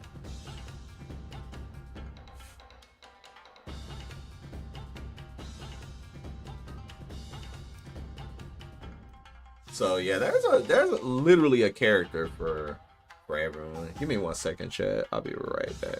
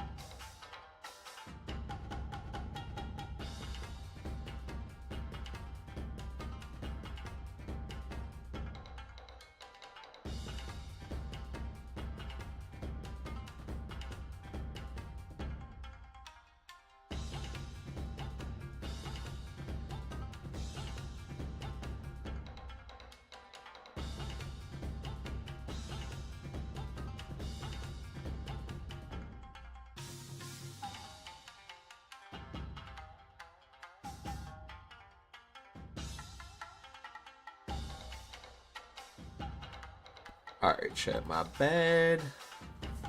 But yeah, that's a Samurai Showdown in a nutshell. So anybody that missed the stream in general, like I said, this will be on YouTube, Twitch archive, YouTube archive, but I'll potentially try to make this into a video and just edit it down. So like anybody that wants to refer back to the video can just refer back to the video. I'll try to do that in the next few days. I think that'll be good. Because like I said, a lot of people will be like super interested in the game, but they're just not sure. But it's like, you should just get it and play. Find some people to play with. Is Genjiro still broke? Hell no. Like, super nerf compared to when you would know him. Of when he was like really, really good. Now Genjiro did do good at SWC. But the dude that was playing Genjiro was like just really good. The character's definitely not broken though. He's solid. Like, he has some solid stuff, but he's definitely not like nowhere near what he used to be. But like I said, as solid as he is and where he's not used to be, he was still at SWC. You know what I mean?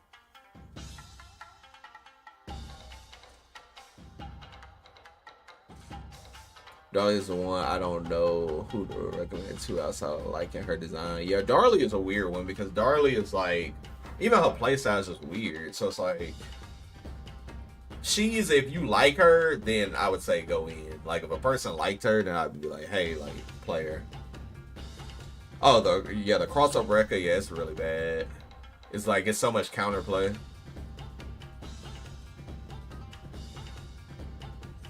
So much counterplay, easy backdash punish. Like if you backdash his Rekka, he's cooked.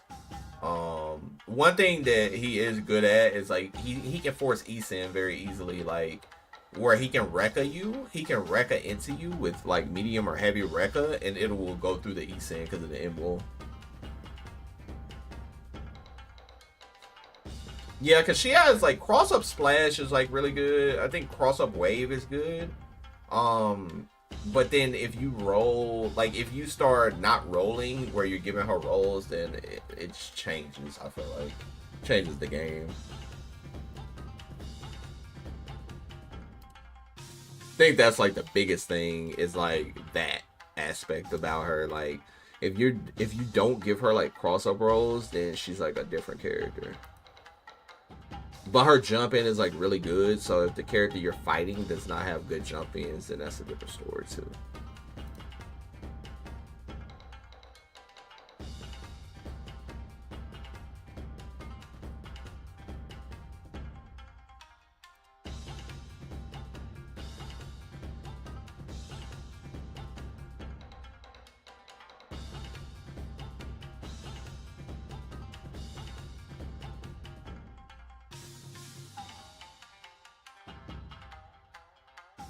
Oh, you playing talking about Shiki? Shiki's not bad. She's solid.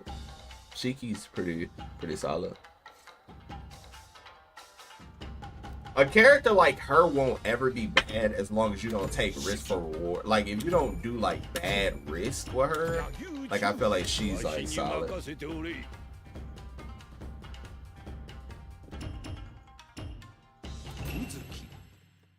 What's bike can do? Crouch B. what's Biking do? I'll show you what Biking does. Crouch B and 6-6A, and that's it. And throw you and do actual combos. But yeah, Shiki, as long as Shiki has this, I feel like Shiki will always be like solid. Because her far B being canceled was like really good. Meaning if somebody's like whipping or they deflect, because like let's say somebody guessed deflects in her face, like if they guess deflect out here, she automatically gets a good combo. You see what I mean? And that's like the thing about Shiki, you can't guess deflect out here. If you guess deflect out here, you're gonna get hit. Automatic hit. And you can't jump at Shiki because she got uppercut. The fact that she got uppercut and far B, she'll never be bad. On top of Gamera used to like do so much work with this character. You like, and the funny part about her, you never have to go for these mix-ups or crazy like setups. Like you never have to like risk that. you can literally just play fundamental with her and like get the job done. You never have to risk anything.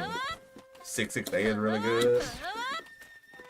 Never have to risk nothing. Pretty good kicks. That one is a really good anti-air too. She got like mad AAs. Can't jump on her. And she got teleport. So her recoil options are pretty like solid. Like because she got teleport off her recoil. So it's like she commits to something. Well, not that teleport. That one. So it's like if you were to do something like that, you could kind of get back at a safe distance and like replay your neutral. But yeah, I think Shiki's like pretty solid. Like of course she do got the like the gimmicks and tricks and shit, but like that's an overhead. Like that's an overhead, like a very fast overhead. Like if you wanted to chunk that out, and then she got the command grab. So like literally, one time I saw Gamera do a set. He never went for any of those moves till one moment where he just threw out the overhead for the kill and it killed. Like that's how you play her. Like you don't throw out no risk, and then eventually, like right here, bam, you do that for the kill, like straight up.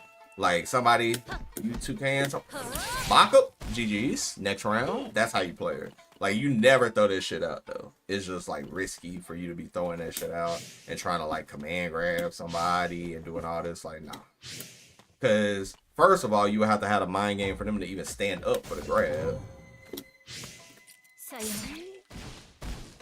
That's why you would really just like play solid.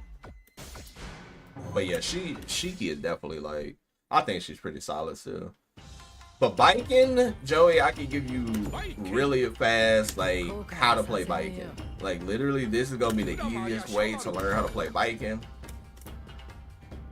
Of course, you can always go watch Scrubs biking because he's like the most active and best biking. But just a beginner on how to play this character, I'll tell you how to play the character. It's very simple. Is there some matches for Shiki to watch? B-Boy plays Shiki sometimes. You can watch old Gamera footage though.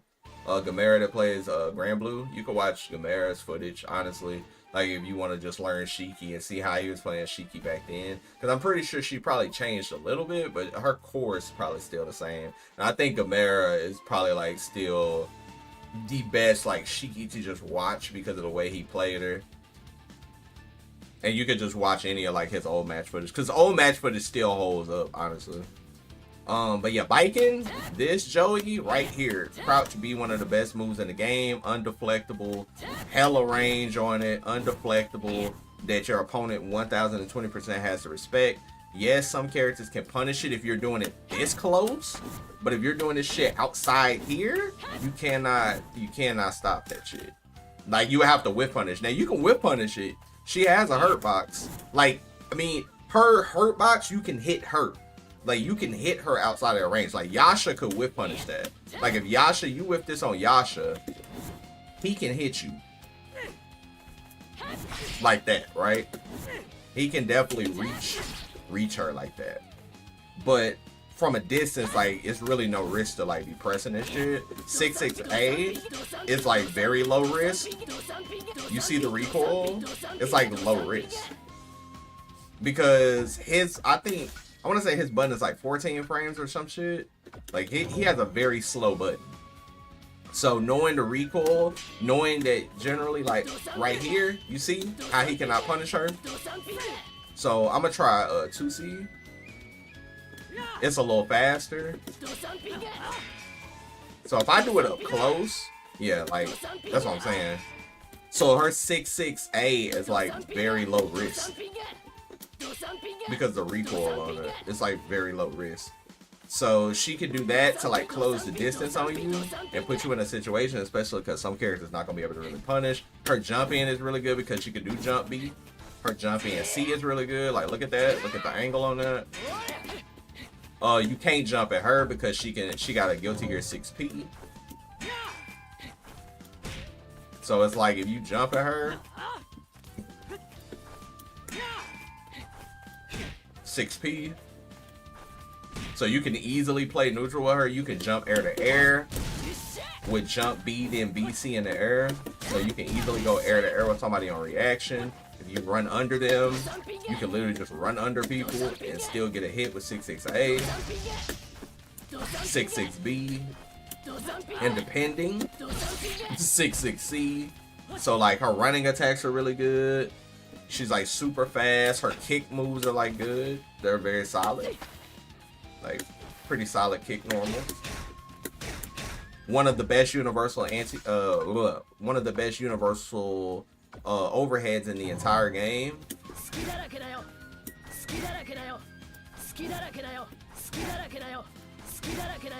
That shit is hitting you from like literally mid-screen. And at this range, it's going to be completely safe even if you block it versus most of the casts. So she can literally overhead you from like hella distance away. And let me show you, like, look at Yasha's. Now his goes pretty far, but not as far as hers. So she has that going for her. Her dash attack is really good.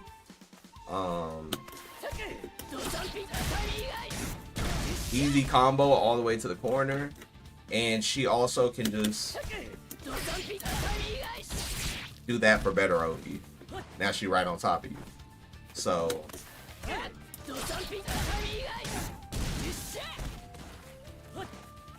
yeah, like, she's really good. On top of she does have a tatami mat. It's not as good as Guilty Gear, nowhere near. Because like the advantage you would get on like something like Guilty Gear is not the advantage you're gonna get over here. Oki in this game is very weird because it's about like somebody rolling. Like, so if I force him into this, he's gonna roll, right? So right here is gonna be the decision of if they roll or if they're not gonna roll. And when you're on top of somebody's wake up, if they neutral tech, they have throw protection, so you're not gonna be able to throw. Throws are like super risky to do even on wake up. Like trying to throw somebody on wake up is risky because jumps are 1 frame. So it just would be too risky. But at that point, you could just meaty with a button or meaty with a kick or something to like kind of like defuse the mix up, defuse the risk reward. You can like meaty with somebody with a light just to kind of speed. So Oki isn't too crazy in this game. Yeah, exactly. Like, so if I do like light, I know that I'm gonna meaty you with the light if you hold up, because most people, like I'm saying, a lot of players hold up in this game, so you have to be very cautious of like somebody holding up when you like.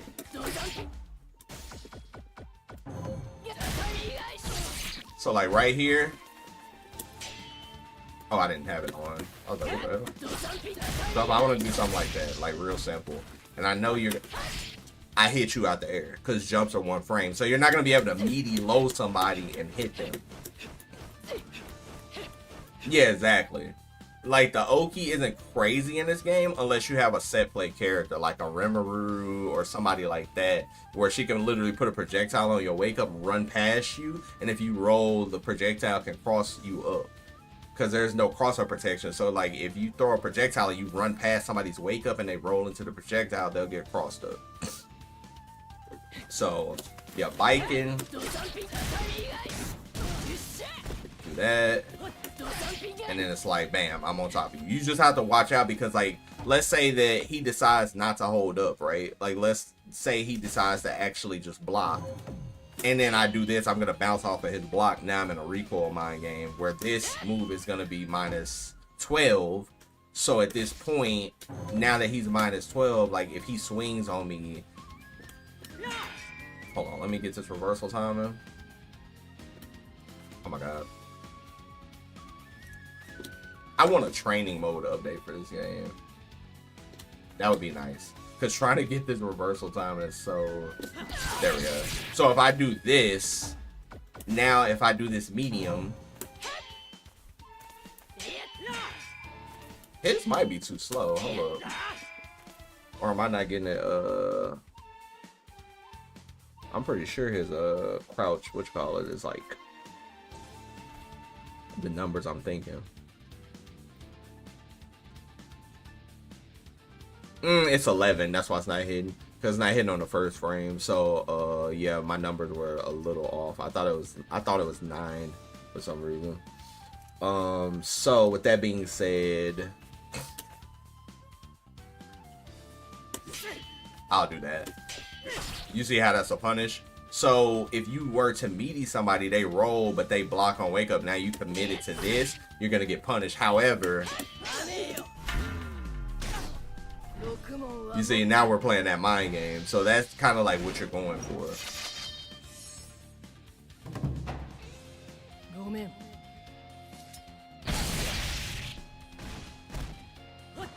Yeah, she got corner combos. The corner combo is like a reset combo. So she could do this and reset you. And resets are kind of foreign in this game. It's not a lot of characters that's just resetting you, but she has the ability to reset you.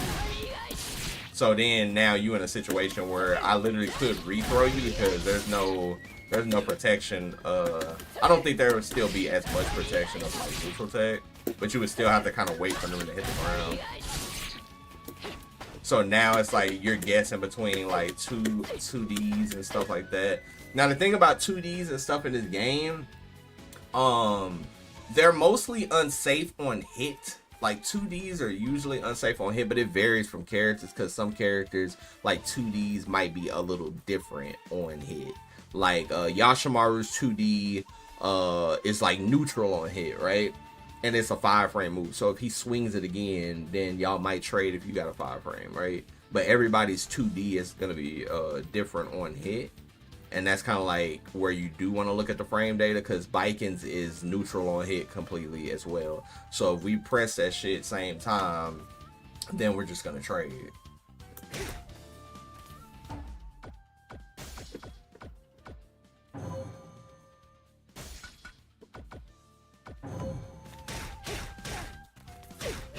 You see that? We immediately trade. So knowing like the frame data in this game is like pretty important. But the thing about this situation right here is like, even though we trade, look at this.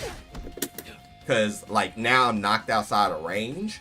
But if he were to do that 2D like just straight up on me, like I'm gonna just make him do 2D straight up on me, like right here, and then I'm gonna hold up.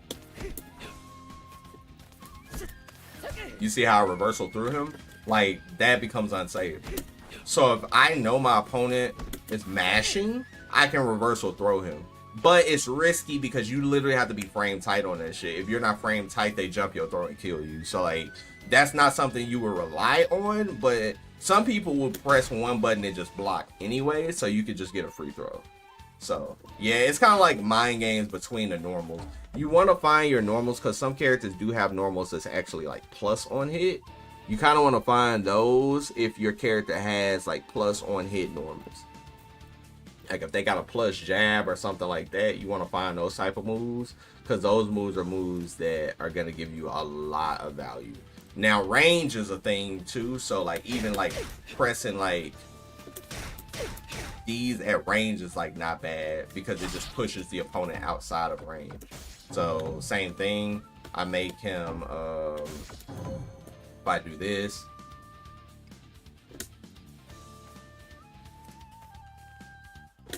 like right there, right? So okay, I definitely didn't press a reversal timing because we should be trading right there. I was a little late. I was late again. There we go. That's perfect. Okay, so that trade. So now because of this, and you see the range at which we're getting pushed at, now it's like a mind game, because if I do, now he missed. So it's like now you're outside of range, so now you miss. Even if we press it together, it's like now you missed. So it's like all about spacing now that we're like pushing each other outside of range. But that's pretty much biking in a nutshell, honestly. The biggest thing is just really like taking your time with her, getting in with this pesky normal, keeping people out with this one, jumping with this sometimes, because this is a really good jump in as well, as you see. and going air to air with people, because people are going to be jumping sometimes, and like she has a very good air to air presence in the air, probably like some of the best in the game because people can really do that. Yeah, exactly. She got the Billy type jump in. So yeah, she's just, but that's why I say, like, I don't feel like she's broken. Like when people say broken, it's like a crazy term. I don't feel like she broke. Even if I fought like the best biker in the world, I wouldn't feel like she's broke because she got tools. I mean, she got tools, and that is what it is. At the end of the day, she got really good tools. But it's a lot of characters in this game with really good tools, so you just gotta outplay.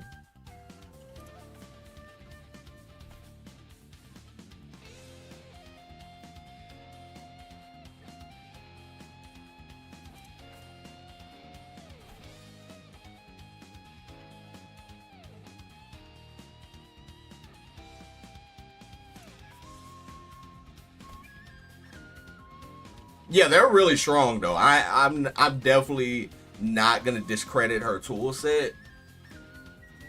Her crouch B is basically probably like this, and this are probably two of the reasons why people will basically say she's like broken. Because not being able to deflect this is like kind of problematic.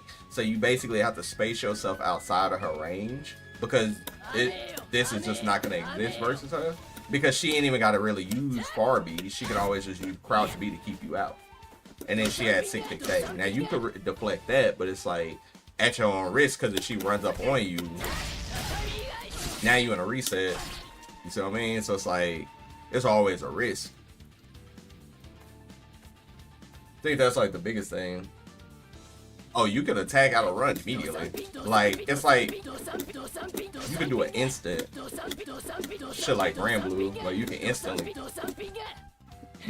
do a run attack. So it's like you can instant attack, and her running attacks are pretty good. You're not really gonna see people like throw out that, but like I said, she got crouch. You ain't even gotta use those moves. Like literally, throw somebody, reset, boom. Oh, he held up, bam. Oh, he pressed a button, bam. Oh, he pressing, he afraid, boom, boom, boom. Because another thing you gotta understand, nobody's gonna hit the button on frame 1, like in a real match. So even if that's neutral, you might as well swing off of it, because nobody's gonna hit you frame 1. So you got a chance to rack a couple of those up. Yeah. Boom, boom. He's sitting there now. Boom, boom, boom. And of course, weapon flip technique. She has a weapon flip combo. So it's like when you do.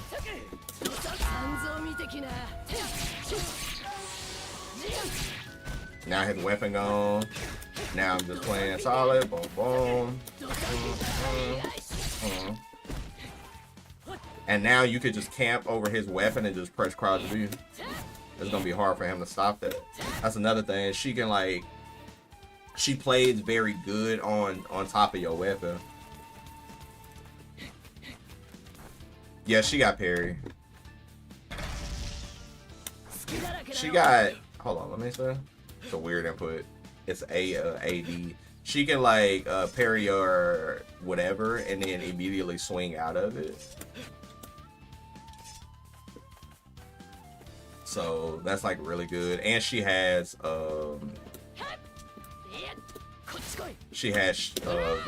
grapple hook.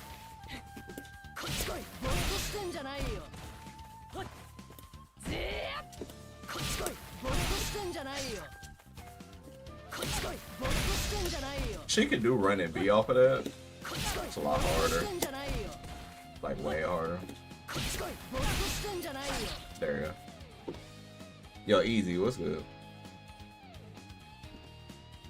The parry, if you were talking about parry, like, so if somebody jumps in at you, like the parry will take the hit, and then out of that, she could do other actions, but generally speaking, she can do, I'm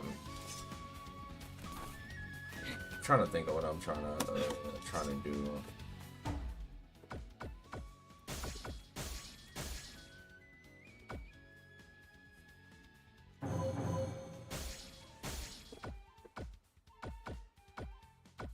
She got a low parry too. There we go. She could do command dash anti-air. So she could do like command dash that.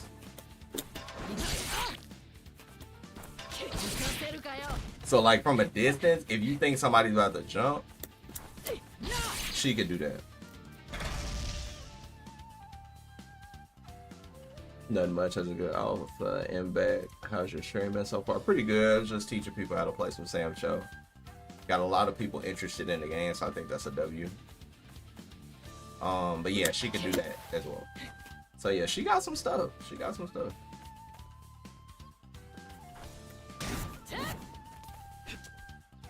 Yeah, exactly. If somebody neutral up, she could still snipe you. Like that. So yeah, she's really good. You should cop. It's really good. It's a really fun game. Yeah, so biking basically has everything you would need to win in a match, basically. Like if you want to win, biking has every tool that you need. That's what I would say.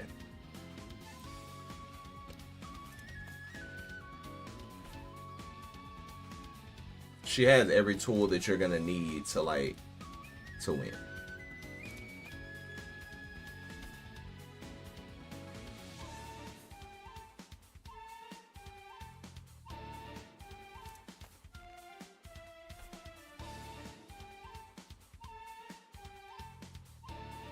Yeah, you'll enjoy her. You'll definitely enjoy her. Like, I think any character a person wants to play in this game, you're gonna have a lot of fun learning. And then once you, like I said, that's why I made this video, like this stream, so anybody can go back and be like, oh, okay, I need to use that mechanic, I need to do this, I need to do that. It'll make sense when you play, because it's always an answer to everything. And then when you do fight somebody like a Yoshitora, because one of the things about this, I think this is the last thing I'll show chat and then I'm gonna call it, but one of the things about this character, you'll probably get scrub bustered by this character. This character is like a huge scrub buster, and it's generally what a lot of people like to try to do with him.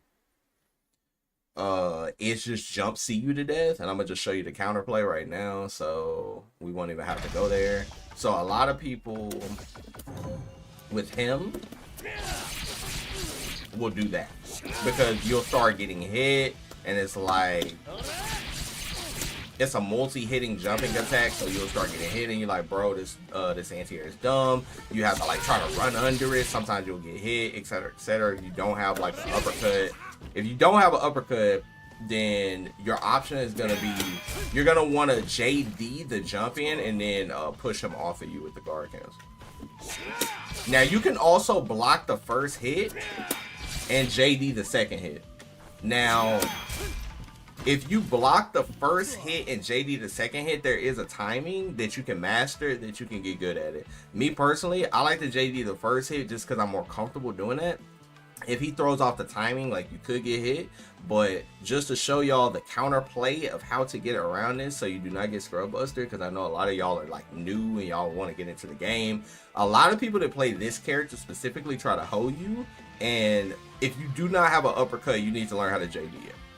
So it's just like in City of the Wolves. It's moves that you need to learn how to JD and get around. If you cannot, you'll probably get hold. He's a whole character. Like, this character holds you. Now, is he good outside of that? Yeah, he's good, but it's like what people rely on to hold you is not good. You can literally, it's just counterplay. That's why I usually pick an uppercut character against him, because it's just easy to stop. What's up, Dustin? Yeah, I did a long stream, Dustin, of just how to teach people how to play this game. I'll probably make it into a real video in the next few days, but it was a long stream of just showing everybody exactly how to play this game at high level, how to get better at this game, and why you should play the game. But yes, that is the thing about this move. That move, you do not want to take that. You want to just JD the second hit if you can and push him off of you. or dash under. If you dash under, you can get a punish or whatever. But if you do not have an uppercut, like I said. If you got an uppercut character, this character is gonna struggle a little bit more if you're fighting somebody that wants to hold you. If you're fighting a one that actually wants to play you straight up, then it won't be like that. But if you're fighting one that's like trying to hold you, nah. That's why I think against him I would just pick Lee and like just anti-air him to death, because it's like I wouldn't even have to pick Charlotte and uppercut him. I would just pick Gong Sun Lee and just literally anti-air him with quarter circle back to death until he stops doing that, and then just beat him in the footsie game, because his footsie game is pretty non-existent. He relies heavily on like overheads and shit.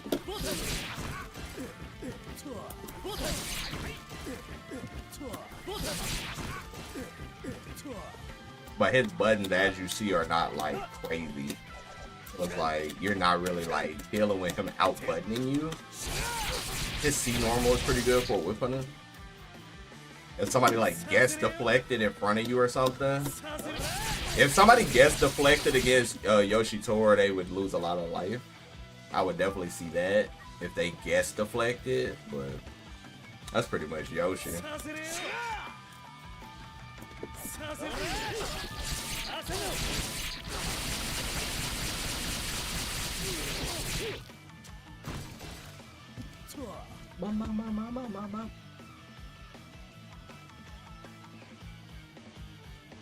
Yeah, he's hella cool, like cool as hell.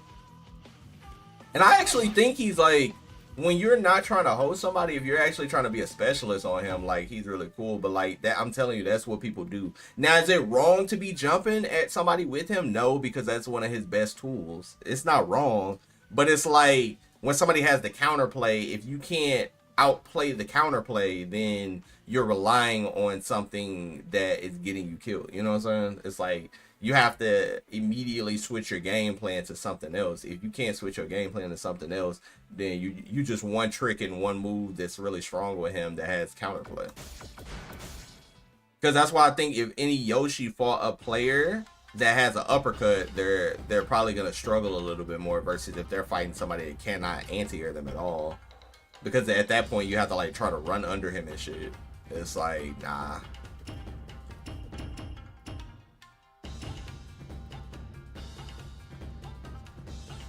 But yeah, yeah, chat. That's Samurai Showdown, man.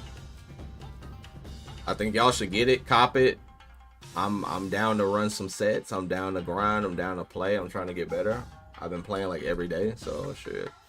If some of y'all are new and y'all want to get into the game, y'all already know what to do, where to find me, and let's play some Samsho. Let's get better, and let's support the game.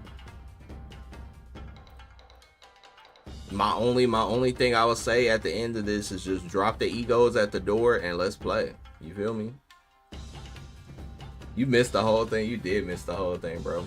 But yeah, it'll be archived on YouTube and Twitch, so I know if you do feel like watching it back, that would be cool. But how have I been finding matches outside of Discord? I've been grinding with the homie Dustin. Grinding with Dustin daily. He's gonna give me like high level games daily. So, and I tell a lot of people this, you don't even need multiple partners to fight in a game like this. You literally just need one training partner that's serious about the game. Especially if y'all are both high level, you're gonna push each other to a limit that's like, that's unbreakable. That's the most important thing. Like, you're gonna always push your training partner to a limit that's unbreakable. And Dustin was already a top player in the game, so him being able to train me up has got me to an insane level. And now anytime I do fight somebody, I was fighting Disorder Unit yesterday. Me and him ran a long set too, like very good. Ukyo like got me right. Like all of those things is like they add up. So I'm more willing, what's up Gian, by the way, I'm more willing to play people that are like serious about the game, that want to play the game, even if it's a small circle of like under 3 people. Anybody that's like serious that'll play, I'll play, because a high level player to a high level player, y'all are gonna like keep going back and forth and getting better at the same time.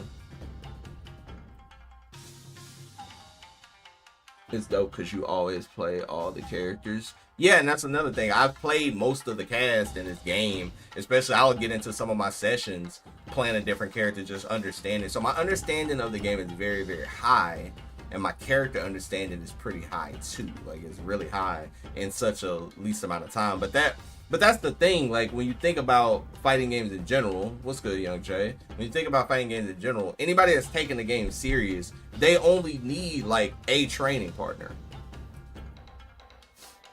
You see what I mean? Like the way I'm playing Dustin daily, like that's getting me high level.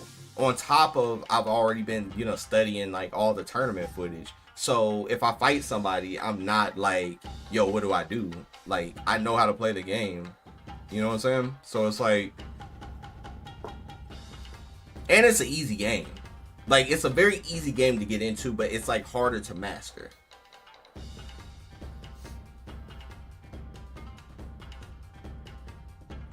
Oh, you talking about like the tournament points at the events? It's very confusing. I looked at it. The biggest thing is let me see. I think I bookmarked it. Pretty sure I did. Yeah, I did bookmark it.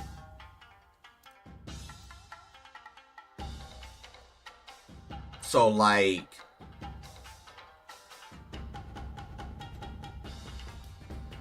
I know Evo is a legend event, but see these points, if you let's say you go to a master event, you win a master event, then you win a legend event. Essentially right here, you get all of that money. Like if you win a legend event, you get $8,000 guaranteed. They pay you out at a different time. Like you get this money guaranteed. Like they're paying you out for whatever you place. So if you get a first place finish right here, then you get a fourth place finish right here. That's already 9,200. And then it's like if you get right here, you still get $100. So it's like it benefits you wherever you place at all these events. And then of course they're gonna have the online events. You get $1,000 max. It was actually more last year because for the online qualifier I got 2,000, and for just going to SWC already qualified that was 2,500. So it's like the money adds up. Yeah, it's a really cool, interesting thing. Seeing you run Samsho wasn't expected at all, but it's definitely cool to see you on it. I love this game when it dropped. Yeah, Samsho is really good. It's a really fun game. And that's where I wanted to, Jiyoung, that was like the main thing about me specifically. I'm a grinder and I've played multiple games at high level. You feel me? I got a lot of games under my belt. So with that becomes knowledge that I can spread to other people to try to get other people top level at these games. And playing this game, I learned it really fast. And at this point, I'm a threat. I'm already a threat. You see what I mean? Like if I'm in a bracket with even the players have been playing forever, I'm already a threat against them. If I fight them, I'm an auto threat. And that's just from the dedication. Because like I told y'all, like look at my hours. I already got 243 hours. The game, I've only been playing it for like a month and a half. And it's like, I've got a lot of hours, a lot of playtime, a lot of knowledge. Like, that's a lot going on. Especially because I'm serious about the game. Like, I think some people are bullshitting and I'm like dead ass serious. And it's like, when you're dead ass serious, you're going to push yourself to limits. You're going to push yourself to some crazy limits to get better at this game. So, yeah, SNK is definitely cooking with what they're doing. I think they're doing the right thing, for sure. But like one thing I wasn't gonna stop doing was playing this game because I left that Discord. That Discord was more like, I'm not really for Discords. I've never been into like playing Discord fighters, like being in there because you have too many egos and people thinking they're better, people gatekeeping and stuff like that. Like I'm not for that. I'm like a very serious competitor, and like I gave y'all the example before. Like I gave you the example before. Like somebody Like, a score is not about to be up in no Discord arguing with people over who's better and this and that and the tier list and arguing back and forth. Like, bro, he's not doing that. He's literally just gonna load up, play, and get better. And I don't have time for that. That's like the NA mentality. They want to argue back and forth. They want to be right. If you want to be right, stay over there right, but still bad at the game. You feel me? If you want to actually improve in a fighting game, you're going to not complain. You're going to literally see what you need to do to get better, and you're just going to improve. You're not going to like, you're not going to be like doing all this complaining, doing all this crying, doing all this like this corny shit. Basically, like, you're actually gonna like sit here and try to get better at the game and grind, even if you have one training partner. It doesn't matter how many training partners you got. One training partner is enough to get you high level, bro. How do I get my matches now? Generally, I play with Dustin daily, but I do have a couple people I do hit up in DMs to just ask for games if they're down for some games, and then we rock games. But my main training partner is Dustin, yes. But I'm always a believer of how many points do you need to qualify? I don't know. Now that I don't know. I think they might just, I don't know. Well, they have to, I mean, if it's SWC and they do 32 players again and they do online qualifiers and then the other 32, probably just going to be who has the most points at that point. Bait Kenso into playing this. I mean, I remember Dustin went in his chat and said he was going to teach Kenso, and Kenso was like, he's down. I don't know if Kenso is, if he has enough time. I might have to DM him and ask him. But I would love for Kenso to be on this game with me and grind it. I think he would love it. I don't know if he ever played it when it first released, but I think he would be, he would love it. Like, if he just played, because I know he would bring a different flavor to the game. He's been grinding 2 SKO. Yeah, I definitely saw him grinding it a lot. Oh, he used to play? Okay, cool. Yeah, because the main thing in this game is bringing new players to your game can bring different, it brings a different element. Me playing the game brings a different element to the game and the community. Because, like, I'm gonna give y'all a random example, but I'm just say, like, imagine Arslan Ash playing this game. He was really good at KOF. He's very solid at City of the Wolves. What if he took this game serious? Like, he would bring something different. He would bring a different core to the game. Like, that is good for the game and that's good for the community because the game can still grow. Even though a game came out 2019 or whatever, it's still stuff to discover. It's still stuff that's still underexplored. It's characters that's not even used at a high level. You see what I mean?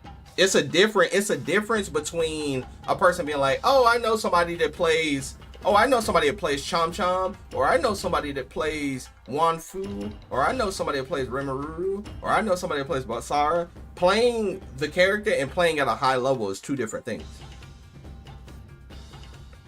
And I'm not saying that to be like an asshole. I'm not saying that to be shady or anything. I'm saying that to be actual factual.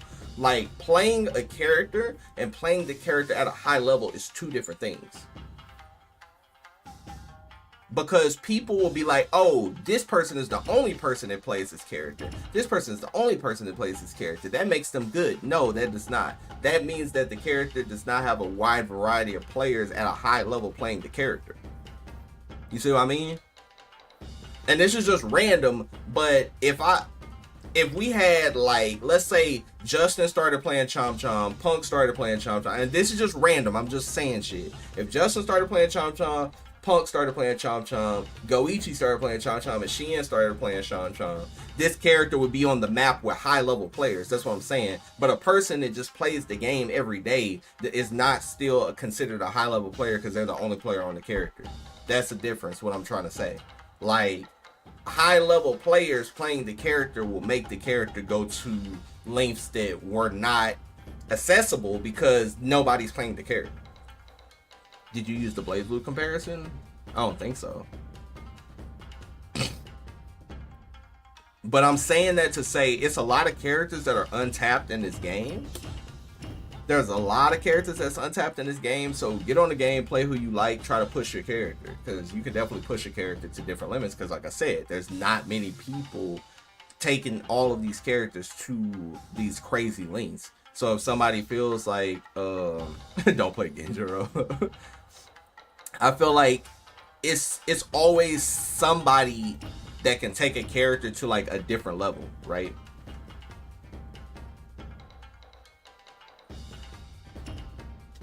But you just have to kind of like play around with it. But I feel like a lot of players aren't I feel like a lot of players aren't taking the game as deep, and then that can create like disconnects and like feeling like a character is like super unviable, or maybe this character's good, or maybe I didn't explore this matchup, etc, etc, because there's just a lot to explore. Got a lot of matchups. Dustin said don't play Genjiro or Shiki. Damn, he just cut everybody up that wanted to play Shiki in my chat, because I think some people did want to play Shiki.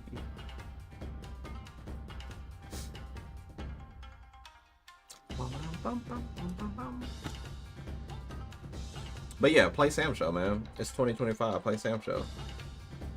There's gonna be a couple of events next year that are gonna have the game. So I would say, let me see. Hold up.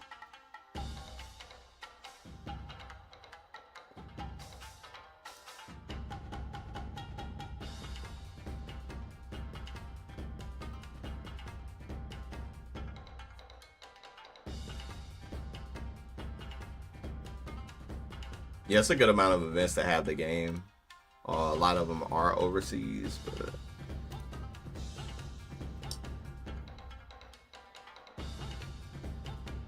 yeah, I respect that. Yeah, gotta put the game on the map. There are people, like I said, there's no such thing as a dead game if people load up. If people load up said game, then the game is no longer quote unquote dead. That's all I'll say about that. And it's a lot of people that own the game, they just gotta load up. Literally. But based on this stream, I saw a lot of people interested. So yeah, buy the game, come through, play your boy, and we can get better together. But anywho, thank you for all the resubs. Yes, I will try to make this into a video. Like, it won't be today at all, but I'll try to make it into a video, so y'all can just kind of go back and watch the video on my YouTube. I think that would be good. Just how to play Samurai Showdown in 2025 and learn from that video. I think it'll help you. I think it'll definitely help you. Alright. With that being said, I'm gonna send y'all to Defiant. It's on some Uni. Go show Defiant some love. And I will see y'all later. Peace.